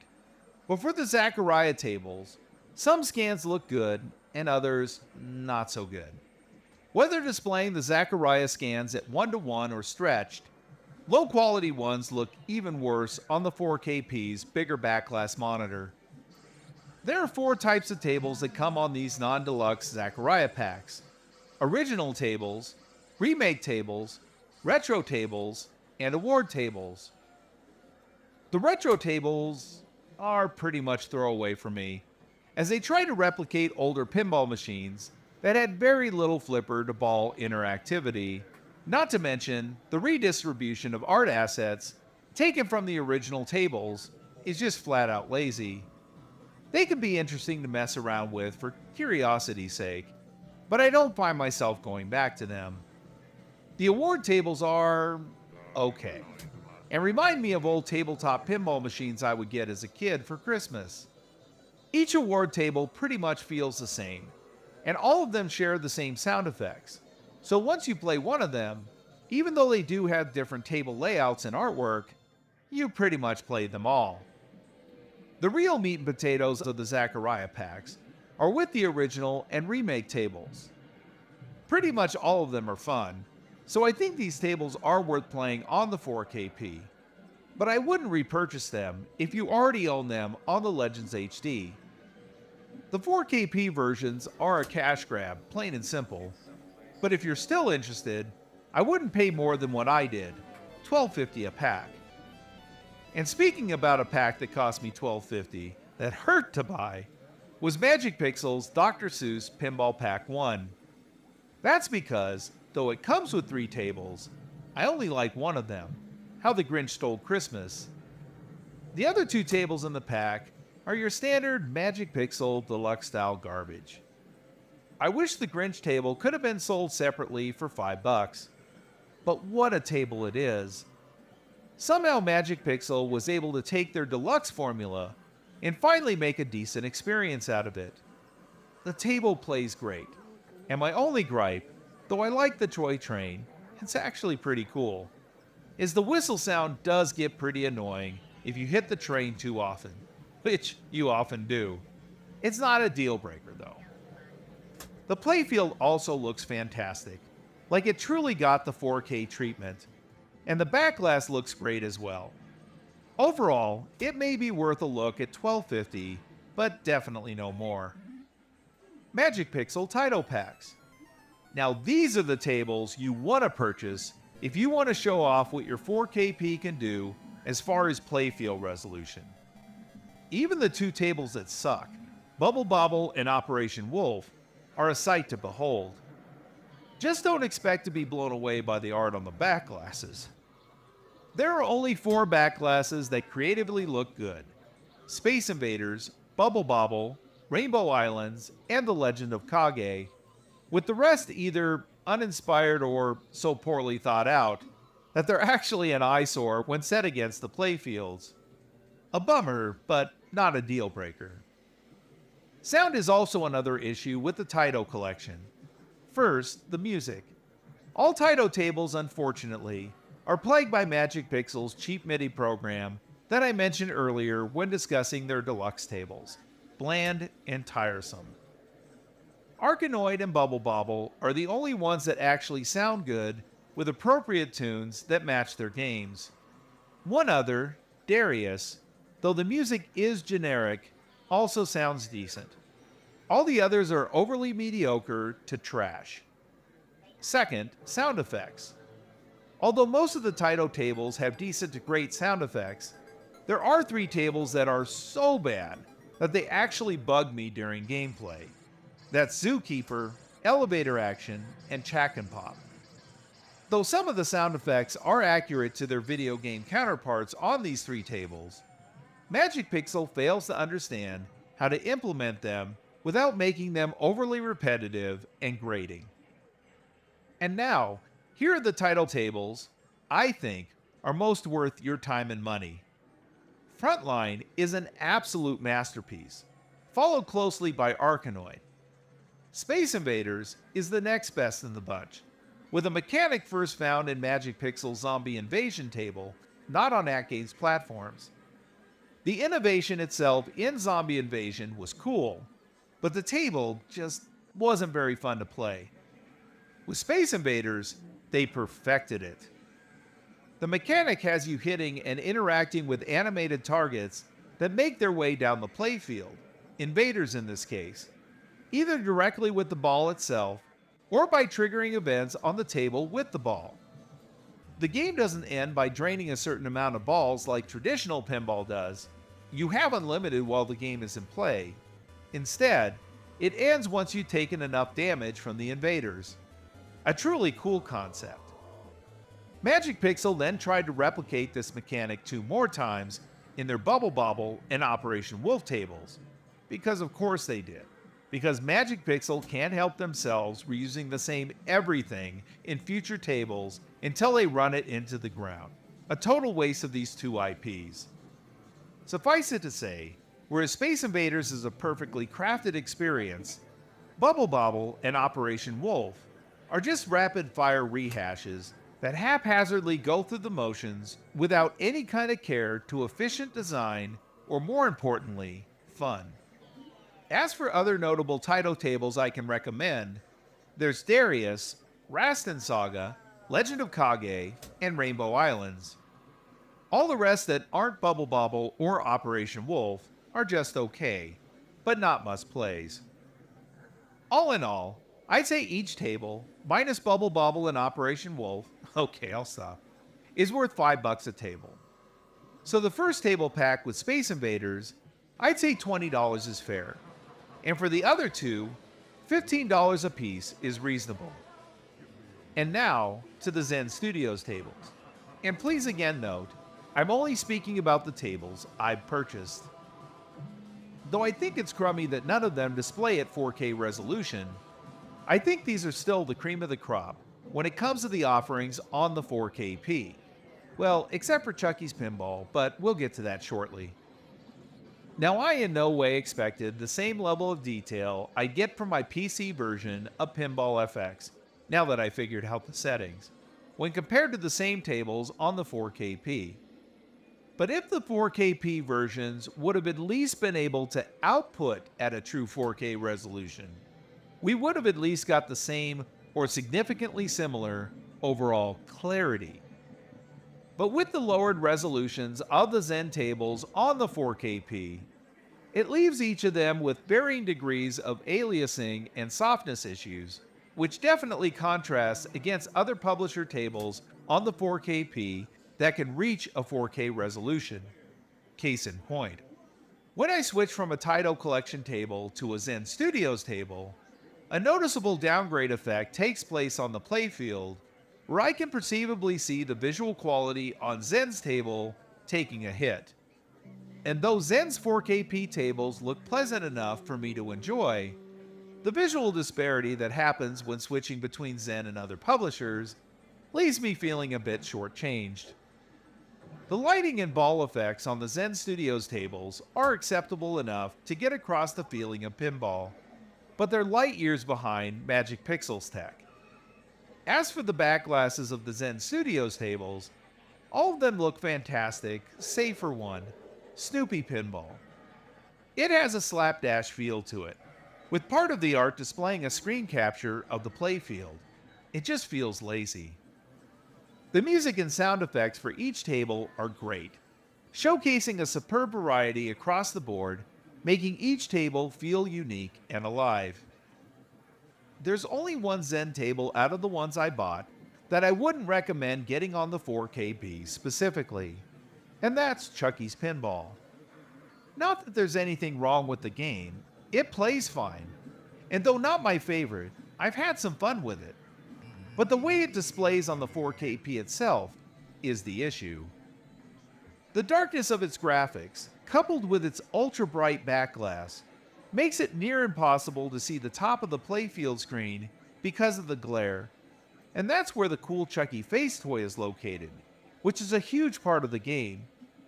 I found that throwing a blanket over the back glass takes care of that, but it's a clumsy solution no one should have to do. And though it may not be as important as the glare issue, I have to point out that when the playfield monitor does start to wash out and lose contrast when moving away from the machine or looking at it from the sides, the table just looks awful and individual graphics become harder to make out. I can see this being a problem with other tables that come out with similar display choices. The Thing Pinball kind of suffers the same when the playfield goes darker, but not as pronounced as Chucky's Pinball, and I find I can get by.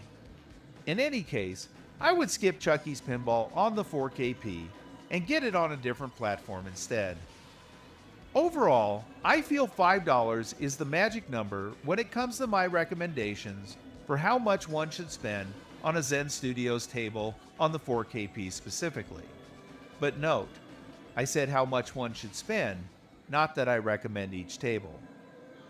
If these tables were at full 4K resolution, I could see myself raising that price up.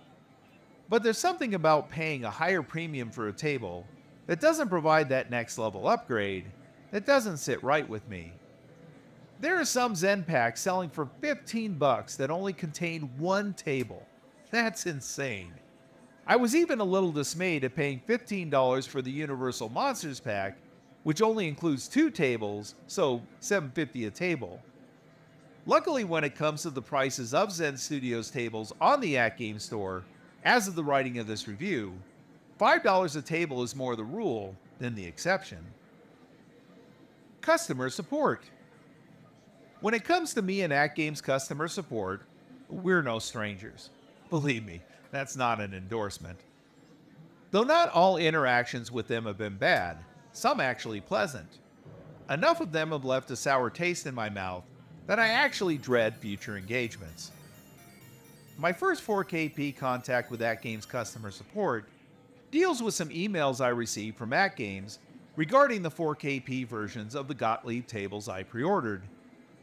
After the 4KP machines were in the wild, a delay was announced for the Gottlieb tables. Due to this, AtGames sent out what they called appreciation emails to all of us who pre-ordered any or all of them, a thank you for our patience. As I mentioned earlier, I pre-ordered all 4 packs, so I received 4 separate emails, each with a $5 off coupon code to use in their online store, $20 in total. In that email were also laid out stipulations one had to follow in order to use them. These are: the coupons could only be redeemed on regularly priced products in the AtGames online store, and each discount code could only be applied once and limited to a single use. In other words, once you use the coupon, you can't use it again. As you can see from that email, there are no limitations to which products from AtGames online store you can use the coupons on, as long as they're not currently discounted. There are also no rules against stacking coupons. In other words, as long as each code is only applied once and limited to a single use, such as a single transaction, all 4 coupons could be used during that one sale. Simple, right? Well, for those who have been keeping track thus far, this is AtGames. So let's see what happens next, shall we? Fast forward to the launch of Zen Studios' Star Trek: The Next Generation table, a favorite real-world table of mine, and I hadn't used any of my appreciation coupons yet. I thought, I'll use 3 of them on the Star Trek: The Next Generation table and get it for free, as it was priced at $15. If the table ended up being bad, note, this was all before AtGames' announcement of lag improvements, I had no worries because I was essentially getting the table for free. So I went to the AtGames online store to purchase it. It was listed at full price, so I added it to my cart and put in my first coupon code. The site returned an error and said I couldn't use the coupon for this item. I thought, what? It's in the official AtGames online store, it's at regular price, and I haven't used the coupon before, so I'm following all the rules. So, I begrudgingly went to AtGames support portal and put in a ticket to request help, and awaited assistance. AtGames support would soon respond to me via email, letting me know that I couldn't use this coupon for a Zen product. I thought, maybe they didn't see the actual email I was looking at. So I replied to them, copying and pasting the rules directly from the appreciation email, showing that nowhere did it state I couldn't use the coupon for a Zen product. That's where things went sideways real quick. AtGames support replied to my email and did so much damage to themselves in just one sentence, all in the first sentence in fact, that it should be clear that this person shouldn't be working in any customer service department. The sentence starts out in one of the worst ways possible to speak to a customer, with a non-apology, stating that they're sorry I feel that way, in a response to me pointing out facts from their own appreciation email. Then, without missing a beat, trying to gaslight me into believing that both the information from the appreciation email and the customer support email are both correct at the same time, even though it's a complete contradiction, because the wording in the appreciation email allows me to use my coupon on a regularly priced Zen Studios table, and the wording in the customer support email does not. Insulting the customer, flat out lying to the customer. Let's just say after this AtGames customer support experience, I certainly didn't feel quote unquote appreciated like their coupon email implied. I'll read you my final response to AtGames support regarding this issue because I think it sums up everything best. AtGames, yeah, don't worry about helping me anymore on this. It's the customer's fault, me, for trusting the information in the coupon emails your company sent me. I learned my lesson. AtGames words mean something until they don't. Oh, and thanks for the non-apology to start out your last email. Sorry you feel that way? Way to treat someone who believed enough in your company's latest product to back it from the very beginning, the 4KP, to help AtGames succeed in this new venture. My mistake. It won't happen again. But again, who am I? I'm just one insignificant customer. Both emails from you and your marketing team clearly contradict each other, and at least I have the actual emails to prove what happened here. Trying to gaslight me into believing that both emails are telling the truth at the same time, when they both clearly tell a conflicting story, is patronizing and unprofessional, and speaks volumes of AtGames support. Maybe instead of apologizing for the quote-unquote inconvenience, apologize for misleading the customer, whether intentional or unintentional. And please don't give that apology to me.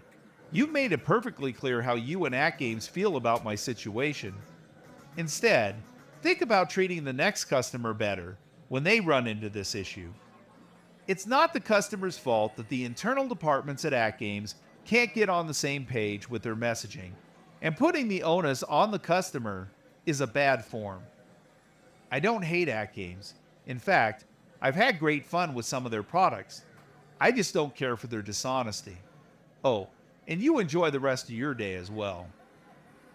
Several months would go by, and I'd find myself a guest on T. McCloskey's live stream show, Arcade Talk.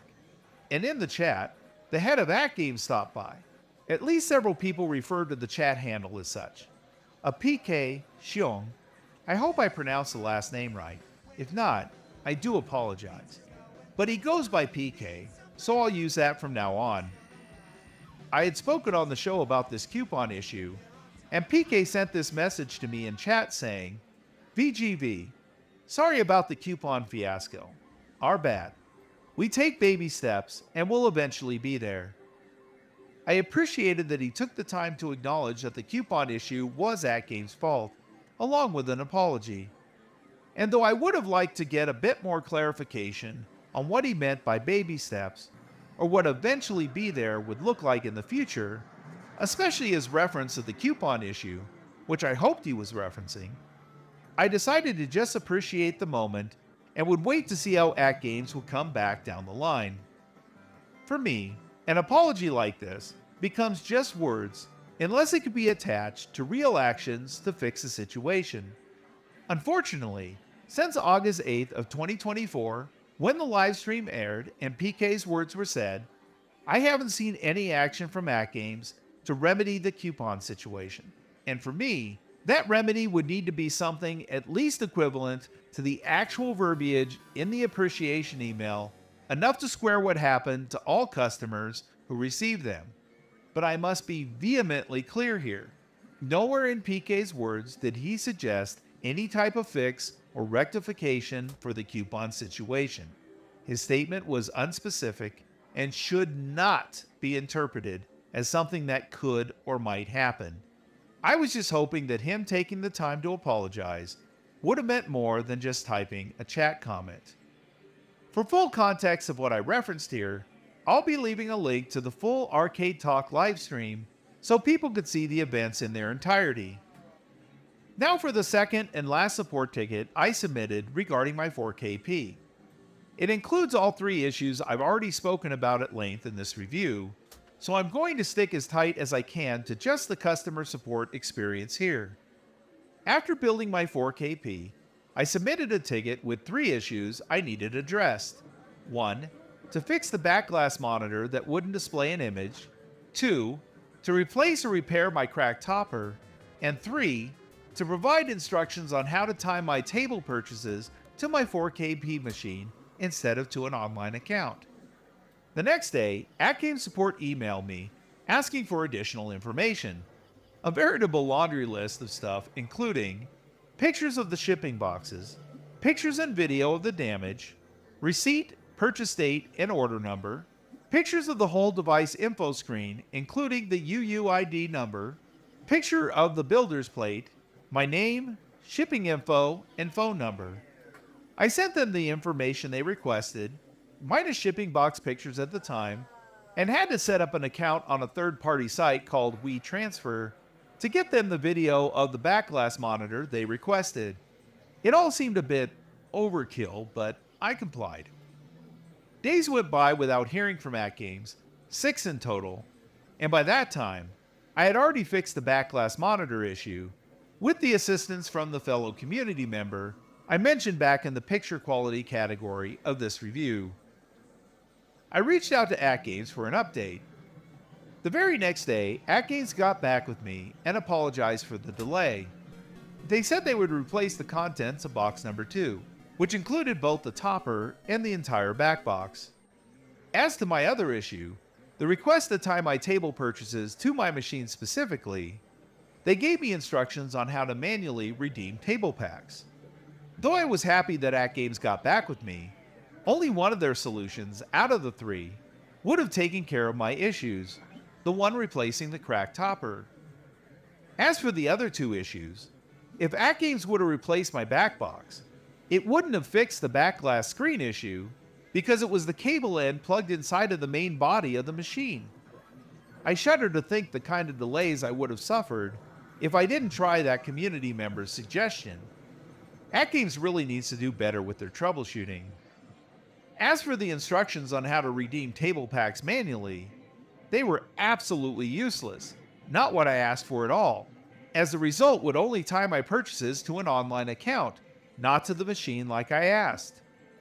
AtGames and I then exchanged a few emails to get things moving forward. I was happy to relay to them that the back glass monitor issue was fixed, and they wouldn't have to replace the back box.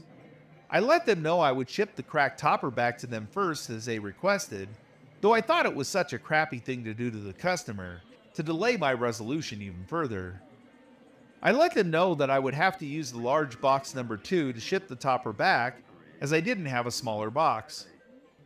AtGames support asked me to let them know once I shipped it, which didn't make sense to me, and I actually didn't intend to communicate that because they already had the tracking information. And finally, since I wanted to make absolutely clear my wishes to tie my table purchases to my actual machine and get a definitive answer on the subject and its possible workaround, I sent AtGames 5 specific questions regarding it. I'll share those in a bit, along with AtGames responses, to pass along the information for those who are interested. I sent AtGames one last email before I shipped the topper back, but due to incorrect wording I used, which was completely my error, it made it sound like I intended to let them know the moment I returned the item. What I meant to say was received, referring to when I'd received the replacement to let them know how it went. Again, I take full onus of what I wrote, my fault. I sent the cracked topper back to AtGames, and 18 days goes by without hearing anything or seeing a replacement. I sent AtGames an email after a couple failed attempts to communicate through their support portal, which was down, and asked for an update. AtGames support immediately got back with me and quickly referenced my last email where it absolutely can be interpreted that I would keep them updated on the return. They then informed me that I used the wrong shipping label, which completely baffled me. They mentioned 2 different labels they sent, which I then confirmed going back through all their emails that there were 2, but I was completely oblivious of this at the time of shipping. When I shipped the topper back, I just took a label from an email and used it. And even if I had seen 2 labels at the time, as a layman customer, I wouldn't have thought there'd be any difference. I emailed AtGames support back and owned up to my wording mistake regarding me keeping them informed of the return and explained what I intended. I then provided them some advice on better ways to facilitate returns in the future so a customer wouldn't have to go through what I did. I reiterated how unnecessarily complex AtGames' return policy was, which caused undue stress to me, the customer, having to deal with these 3 things: requiring a customer to contact the company once the customer ships something, the shipping label confusion on my replacement specifically, and requiring customers to ship items back first. I suggested AtGames consider a more customer-forward approach used by other companies when it comes to replacing items. I asked them to consider sending out a replacement to the customer first. The customer would then have the option to use the same box the replacement came in, not having to worry if they kept the original packaging, to ship the defective item back in. I let them know that companies like Arcade1Up and Amazon have done this method successfully. It also significantly cuts down on the time a customer has to wait for resolution, allowing them to get their replacement faster. And if the customer doesn't send the defective item back or on time, then the customer gets charged for the replacement. That's the incentive to make sure the exchange happens. Now let's get to the conclusion of my support ticket. 3 days later, I got my new replacement topper, and wow, it was packaged so securely. This time, there were many layers of styrofoam, so many that I wondered how far I'd have to go before I get the topper out of the box. But once I had it in my hands and beheld how pristine and beautiful it was, with absolutely no damage nor blemish, I applauded AtGames. They fixed their mistake of not packing the topper well enough the first time. Hopefully all toppers from here on out will receive this type of packing treatment. And finally, to my specific questions to AtGames, along with their answers, regarding tying table purchases to a specific 4KP machine and their current workaround called offline mode. Question 1.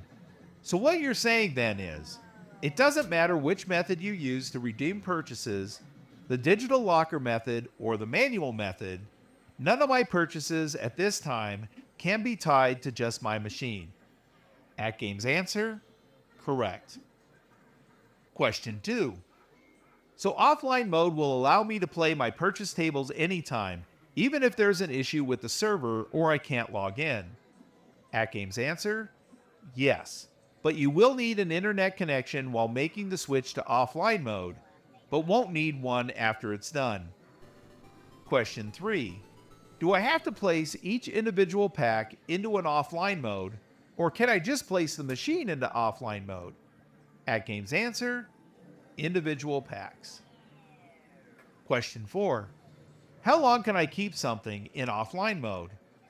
Since the Legends HD continuously made me log in, and the 4KP has had me log in 3 times so far, can I just keep my 4KP logged out indefinitely placing it in offline mode unless it's required for an update or I make a purchase. AtGames answer: as long as needed, but you will need to make sure you are signed in for updates and on-device purchases, etc. Question 5. Will AtGames ever allow us to tie our table purchases to our 4KP machine instead of an online account so we can truly bypass any login or server issues without jumping through any hoops? AtGames answer: yes. So 2 out of my 3 issues were fully resolved on this support ticket, with one duct taped with a workaround of offline mode. And though I want to be excited about AtGames support letting me know that tying table purchases to one's 4KP machine is coming, given the lack of candor I've experienced several times with AtGames, including one directly with their support team regarding the Gottlieb quote-unquote appreciation emails, let's just say I'll believe it when I see it. Other annoyances beyond what I've already discussed? I wish I could say there were no more on the 4KP, but unfortunately, there are still some to address. First, the multiple login issue.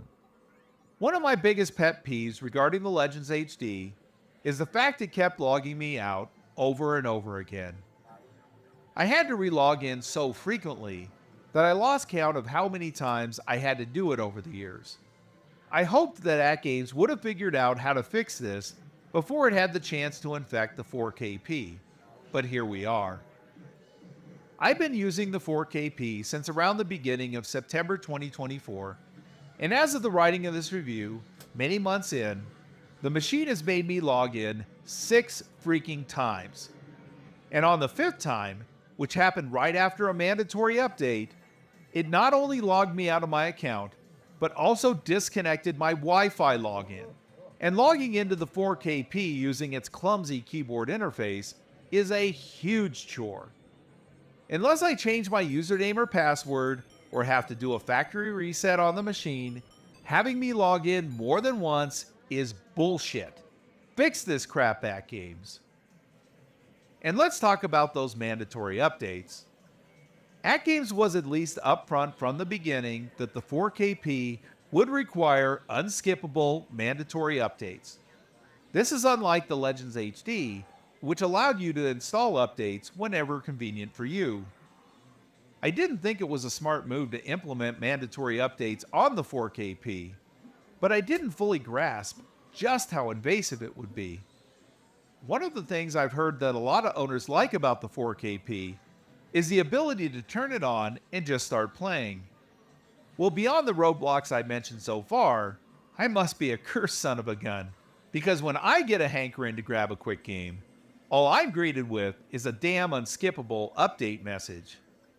I know it doesn't happen all the time, but when it does, and I only have a few minutes to play, and all I can do is initiate an update, let's just say I've been walking past my 4KP and turning on my arcade 1-up attack from Mars instead. You may want to rethink this stupid requirement. Okay, this next one truly sets me off, but I'll recenter and continue. Advertisements showing up on my 4KP. This is inexcusable. For those who watched my Arcade 1-Up Namco Pac-Man Legacy Edition review, you might remember the topic of Arcade 1-Up possibly sending advertisements to their Wi-Fi cabinets and how I felt about that. Since that review, I'm happy to report that none of my online connected Arcade 1-Up machines have received an advertisement. But leave it up to AtGames to 1-up Arcade 1-Up by doing one of the most downright scummy things in the online home arcade space: sending unavoidable over-the-air advertisements to the 4KP. I'm going to reiterate the main points I made about this topic from my Arcade 1-Up Pac-Man review, as I feel they sum up my feelings best, but focus them towards AtGames here. AtGames doesn't offer, at least in the making of this video, subsidized versions of the 4KP. Drastically cheaper models AtGames could sell at a reduced price, making up the cost by having owners see ads. Now, I'm sure somewhere in AtGames' terms of service that one has to agree to, lest their 4KP become just a good-looking expensive brick, some wording that mentions sending over-the-air advertising. But to say almost no one will take the time to read every nook and cranny of this before getting their pinball on is an understatement. There's a reason these terms and documents are bloated and hard to read or to understand. And just matter of fact dropping advertisements out of the blue onto cabinets that people paid a premium for, regardless of sale, with no subsidy relief, is crap. And I don't care if an advertisement clause is in the terms of service or not. Sending unsolicited advertisements to my 4KP is not okay. Companies like Amazon and Meta have products with greatly reduced prices they're able to offer because they subsidize the balance with advertising revenue. To make AtGames pop-up advertising even the slightest bit okay, they need to offer it only on a SKU of cabinet that clearly states advertising will come up from time to time and sell it at a greatly reduced price. I suggest 70% lower than their cabinets without this feature.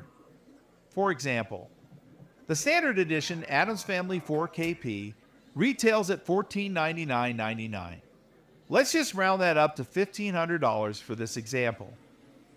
A subsidized version of that same cabinet with mandatory viewing of advertisements would instead cost you $450. For some, that may be a worthwhile trade-off. But for me, especially with all the other roadblocks AtGames puts in my way to get to my pinball, the higher price to not see ads is a small price to pay. What's crazy is one company actually figured out how to offer optional advertising on their cabinets without being sneaky or unscrupulous about it. That was iiRcade. iiRcade crafted a screensaver that would splash various footage of games from their online store. Unlike AtGames, where this random advertisement popped up on my 4KP playfield, iiRcade instead was open from the start, letting us know about the screensaver before it was implemented and made it completely optional, allowing people to turn it off in the menu if they weren't interested. I've searched every menu on my 4KP and can't find any place to turn off AtGames advertisements. Shame on this company. If anyone knows how to opt out of AtGames ads on the 4KP, please share. 3 last quick annoyances, and then we'll move on. Raising prices on older pinball packs for the 4KP from $25 to $35. Considering many of these older packs don't provide a substantial upgrade over their Legends HD counterparts, as I discussed in the games and gameplay section of this review, this is nothing but a greed play. By all means, charge higher starting prices for any future packs made specifically for the 4KP, but raising the price for Legacy Legends HD packs with a slight 4K shine is laughable. And AtGames, you couldn't give us just one additional button under the plunger for launch performance? Come on.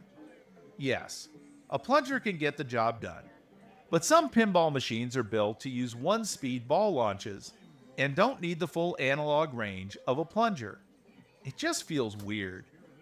You not only have the Attack from Mars VPin table, which uses a launch button, but you also brought out an actual Attack from Mars cabinet variant of the 4KP. And I would have liked to see a full-size launch button like in the arcade, but I would have even settled for a small one, like Arcade 1-Up added, in addition to their plunger on their Attack from Mars cabinet.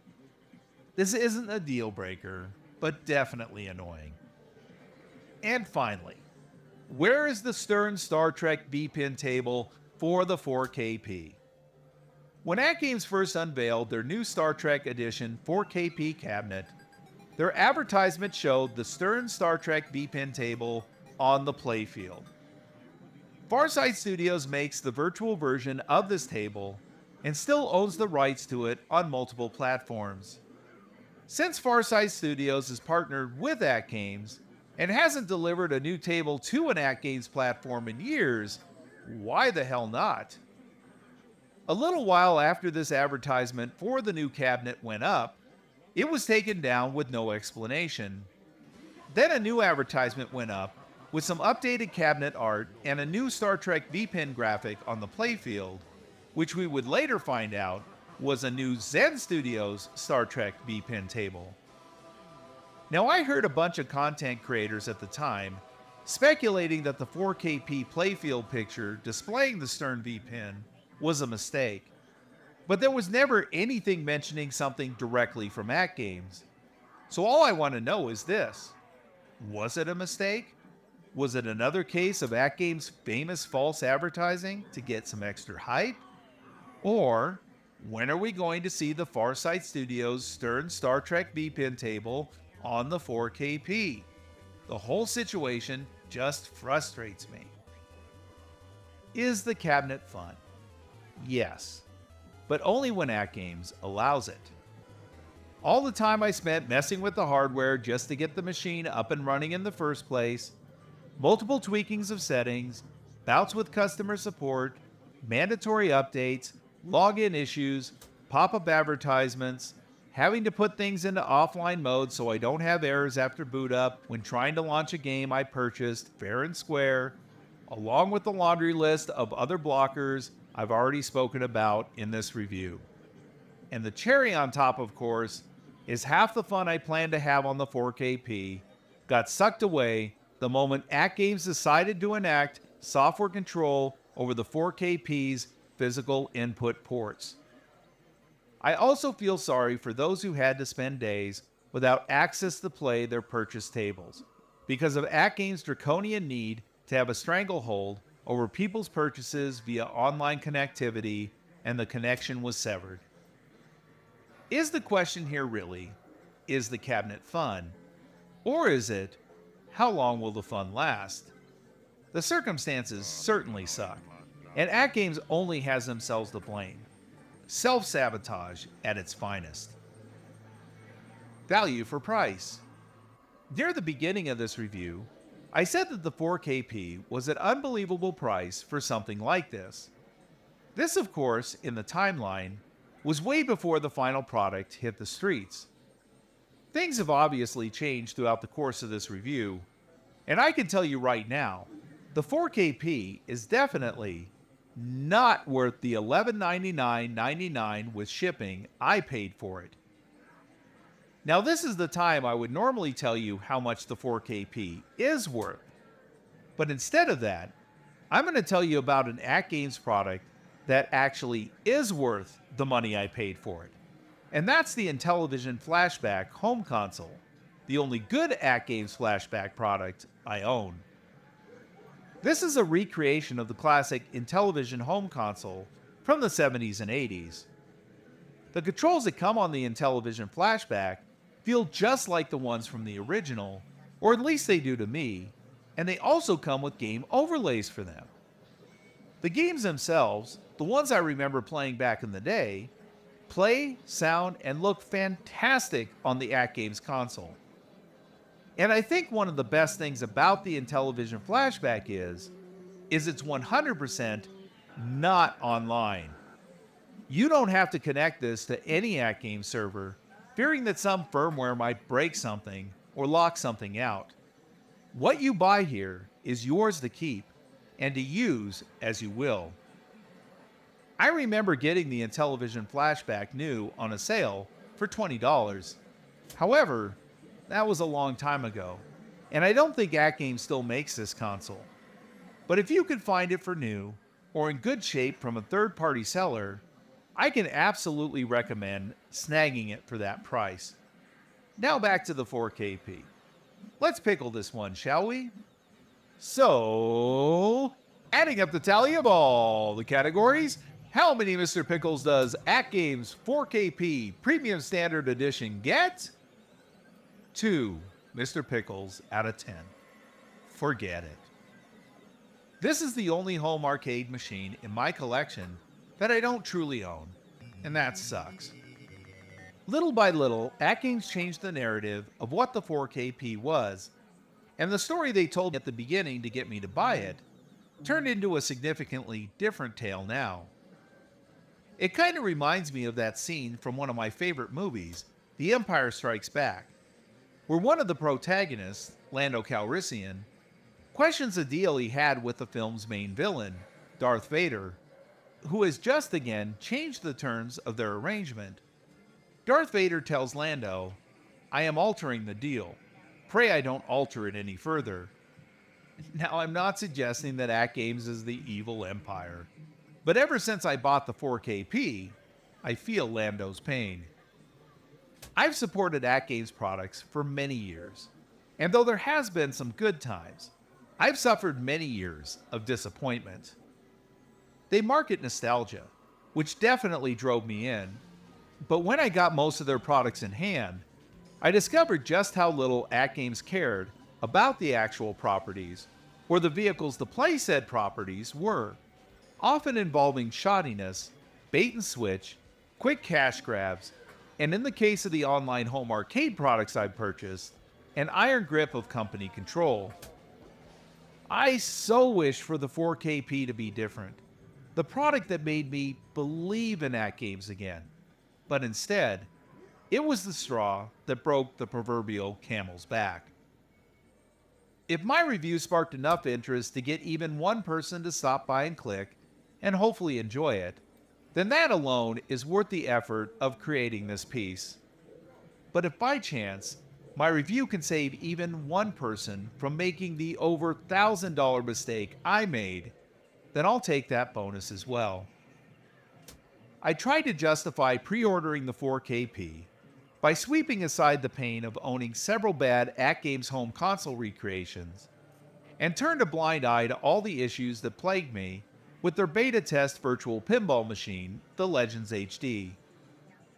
I tried to rationalize my decision by zeroing in on messaging from people I have a lot of respect for, along with beguiled thoughts of what I presumed the product would be, based upon surface level hardware and tech, and the half story being told by the company at the time, all while ignoring the simple fact that this was AtGames.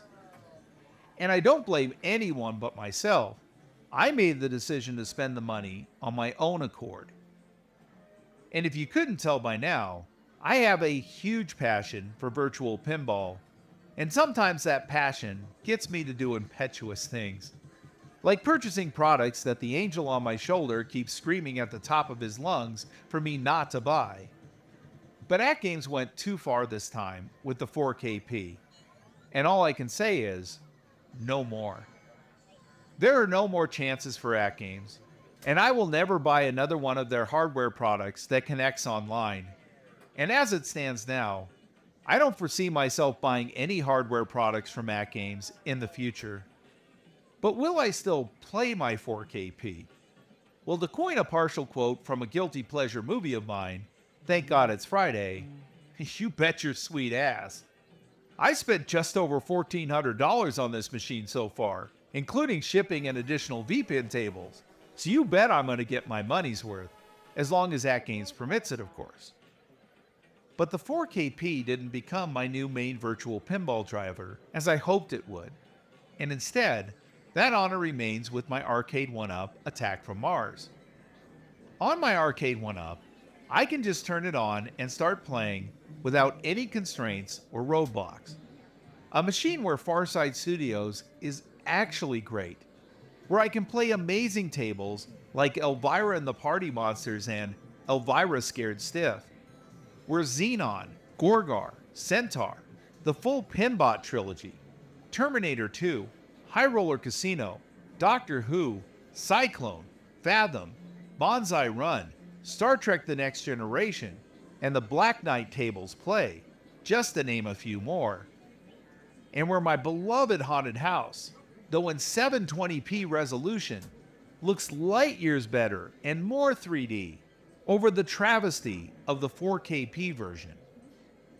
To those who may be thinking about buying any AtGames product that has an online component, which pretty much extends to their entire home arcade product line, including their upcoming 4K version of their traditional home arcade cabinet, tentatively called the AtGames Legends Ultimate 4K, I strongly suggest buyer beware.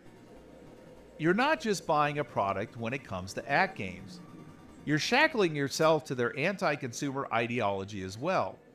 And if this video can relay anything about that, it's that AtGames does not put the customer first.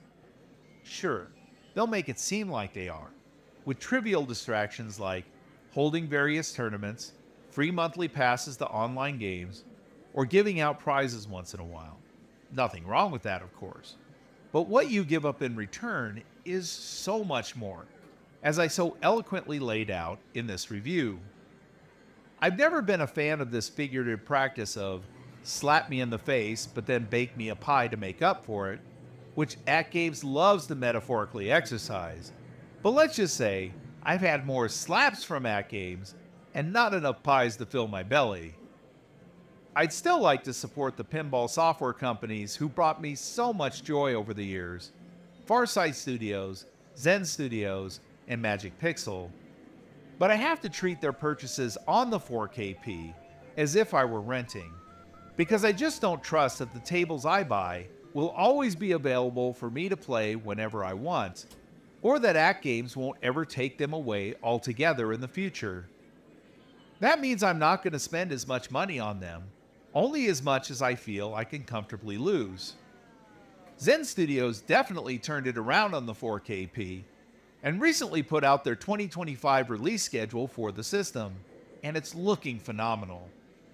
If they could pull it off and make every new table play and look amazing, and keep the prices around $5 a table, I'm in. As for the other two studios, they're going to have to step up their game a bit if they want to get any more of my hard-earned cash. Magic Pixel can't continue to rely on their assembly line, cookie-cutter style of cranking out new tables anymore.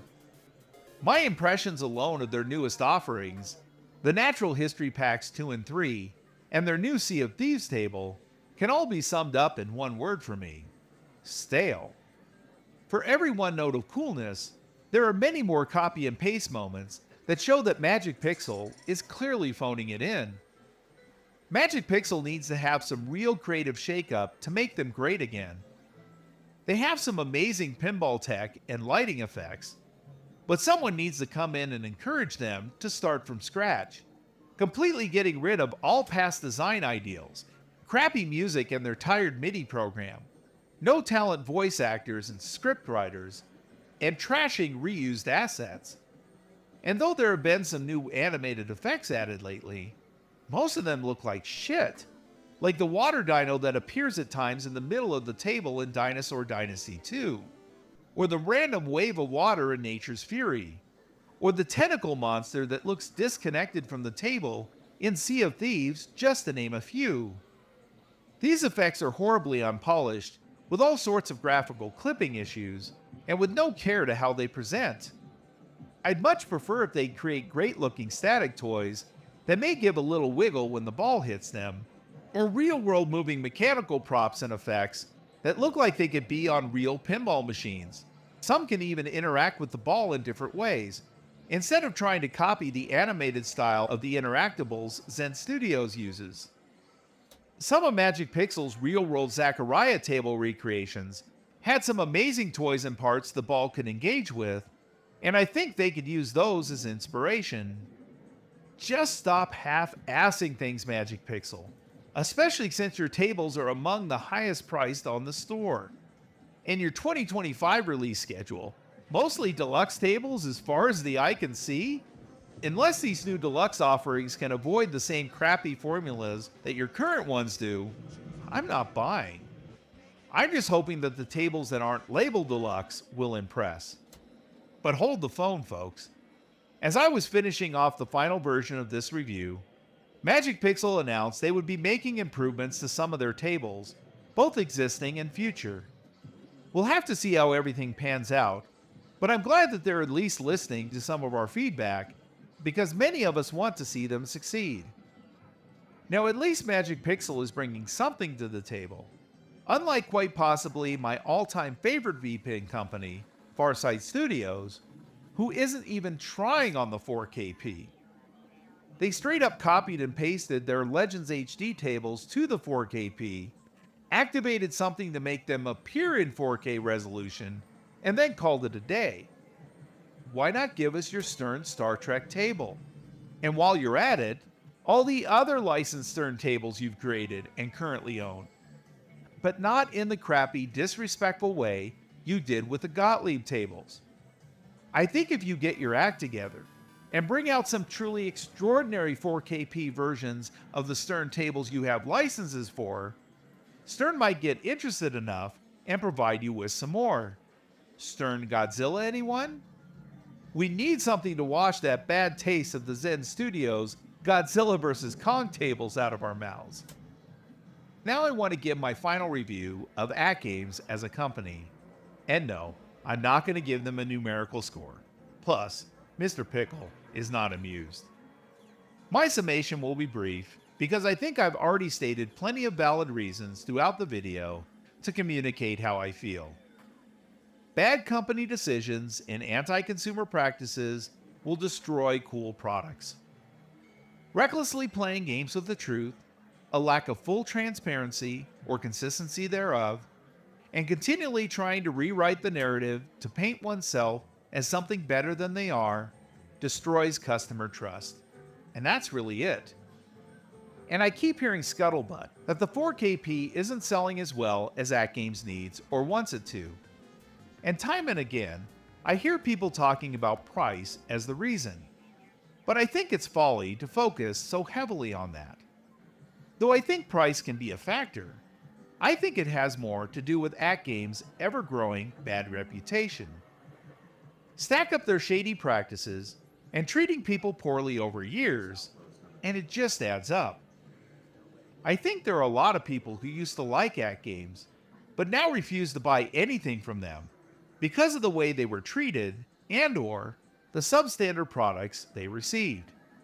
And word gets around, and some who may have been initially interested in AtGames after discovering them for the first time may have become disenfranchised after hearing all the bad stuff the company has done and chose to spend their money elsewhere. I think if AtGames didn't choose to make so many missteps and instead turn a new leaf into becoming a scrupulous company after they launched their first home arcade cabinet, not just relying on the fleeting goodwill of a cool concept alone, I think they'd be at the top of the heap today. And in fact, I believe such a company could have sold a product like the 4KP, the Addams Family one I got, for example, without the SSF kit, easily at $2,000 or more. As I near the end of this review, I want to give another huge shout out to Team McCloskey, as well as fellow YouTube creator Papa Brad's Gaming. They invited me on their live stream show Arcade Talk that I mentioned earlier, again, link to it below. There we discussed the 4KP, which several points we talked about made it to this review, and though some of our feelings differed from one another, a mutual respect was shown by all. And just goes to show that people can come together with different views and still have a great back and forth and keep things considerate and fun. Thank you guys again for letting me come on your show and be a part of an enjoyable conversation. I'm going to leave a link to their YouTube channels below, and I highly recommend checking them out. After the live stream, someone reached out to comment on my views on the 4KP in a comment I left on another video, and claimed that PK, again the head of AtGames, already addressed some of my points on a social media site I don't follow. The individual claimed I was spreading misinformation, though it's clear from the live stream that the points I made in question were all clearly framed as speculation, which mirrored my sentiments in that comment. It was like the person didn't want to hear or see what I was actually saying. And what's crazy is, I provided several examples during that live stream of things AtGames had done to make me lose trust with them. And here was this person, not only trying to make a point referencing something said by AtGames, but from the literal head of that company. Forgive me if I don't blindly trust communications coming directly from AtGames, given the many instances of their lack of candor. Hopefully with more examples found in this video, Pointing to why I don't just trust what AtGames says will thwart others from trying something just as silly. So my search continues to find the perfect virtual pinball machine for me. Something made from quality parts and in a lightweight 3/4 scale, preferably the exact same size and build as the arcade one-up, with 3 screens and easily accessible HDMI and USB ports to plug in a PC with ease, something akin to what the 4KP has. And of course, at a reasonable and consumer-friendly price. Oh, and lest I forget, no company control over it after the machine exchanges hands. I feel we may never get a decent virtual pinball cabinet like the one I just described in a licensed and cost-effective way. But I'm not going to count out the community, who may make something even better at a practical price point, as there are people out there, like friend of the channel, Glenn's Retro Show, who have the passion and love for the home arcade scene, and strive to create great products in an economical way so more people can join in on the fun. And who knows, Glenn may just be the one to make something like this happen. He's already in the process of creating a new versatile full-size multicade arcade cabinet, currently dubbed the FU edition, and it will give fans free reign to do what they want with it. No shackles like you'd get from AtGames. I'll be leaving a link to his YouTube channel below so you can follow the progress of this amazing new machine, and maybe even back it if you're so inclined. To those who already have the 4KP and love what you bought, then my opinion should have no impact on the way you feel about the product. Continue to revel in that enjoyment. But if you happen to be one of those few individuals, and I say few, because I met way more cool people in the home arcade community than not, those few individuals who get so offended when someone doesn't like or has a differing opinion about something than you do, that it becomes a mission to arbitrarily mislabel them as some sort of hater or any other dishonest cliche term, or try to twist and warp things they say, or assign them unfounded motivations, all in the name to get back at someone who doesn't kiss the ring of everything you hold dear, then I suggest not wasting those words here. Constructive banter and healthy debate are more than welcome, but trite name-calling or attempts to harm will only succeed in showing just how dismal your obsession with this product or with this company is.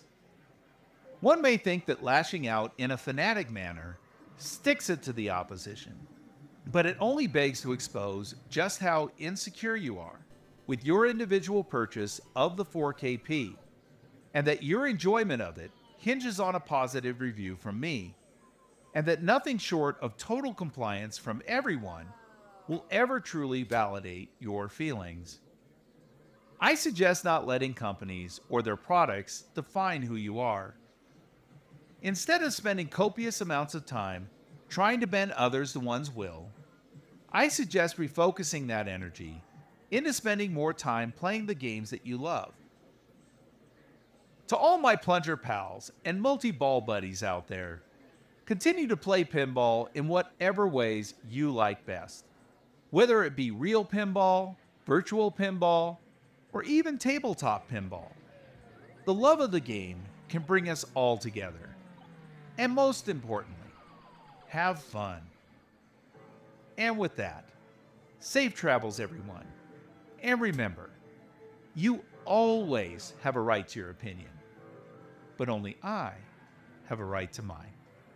Until next time, stay wiggly, my friends.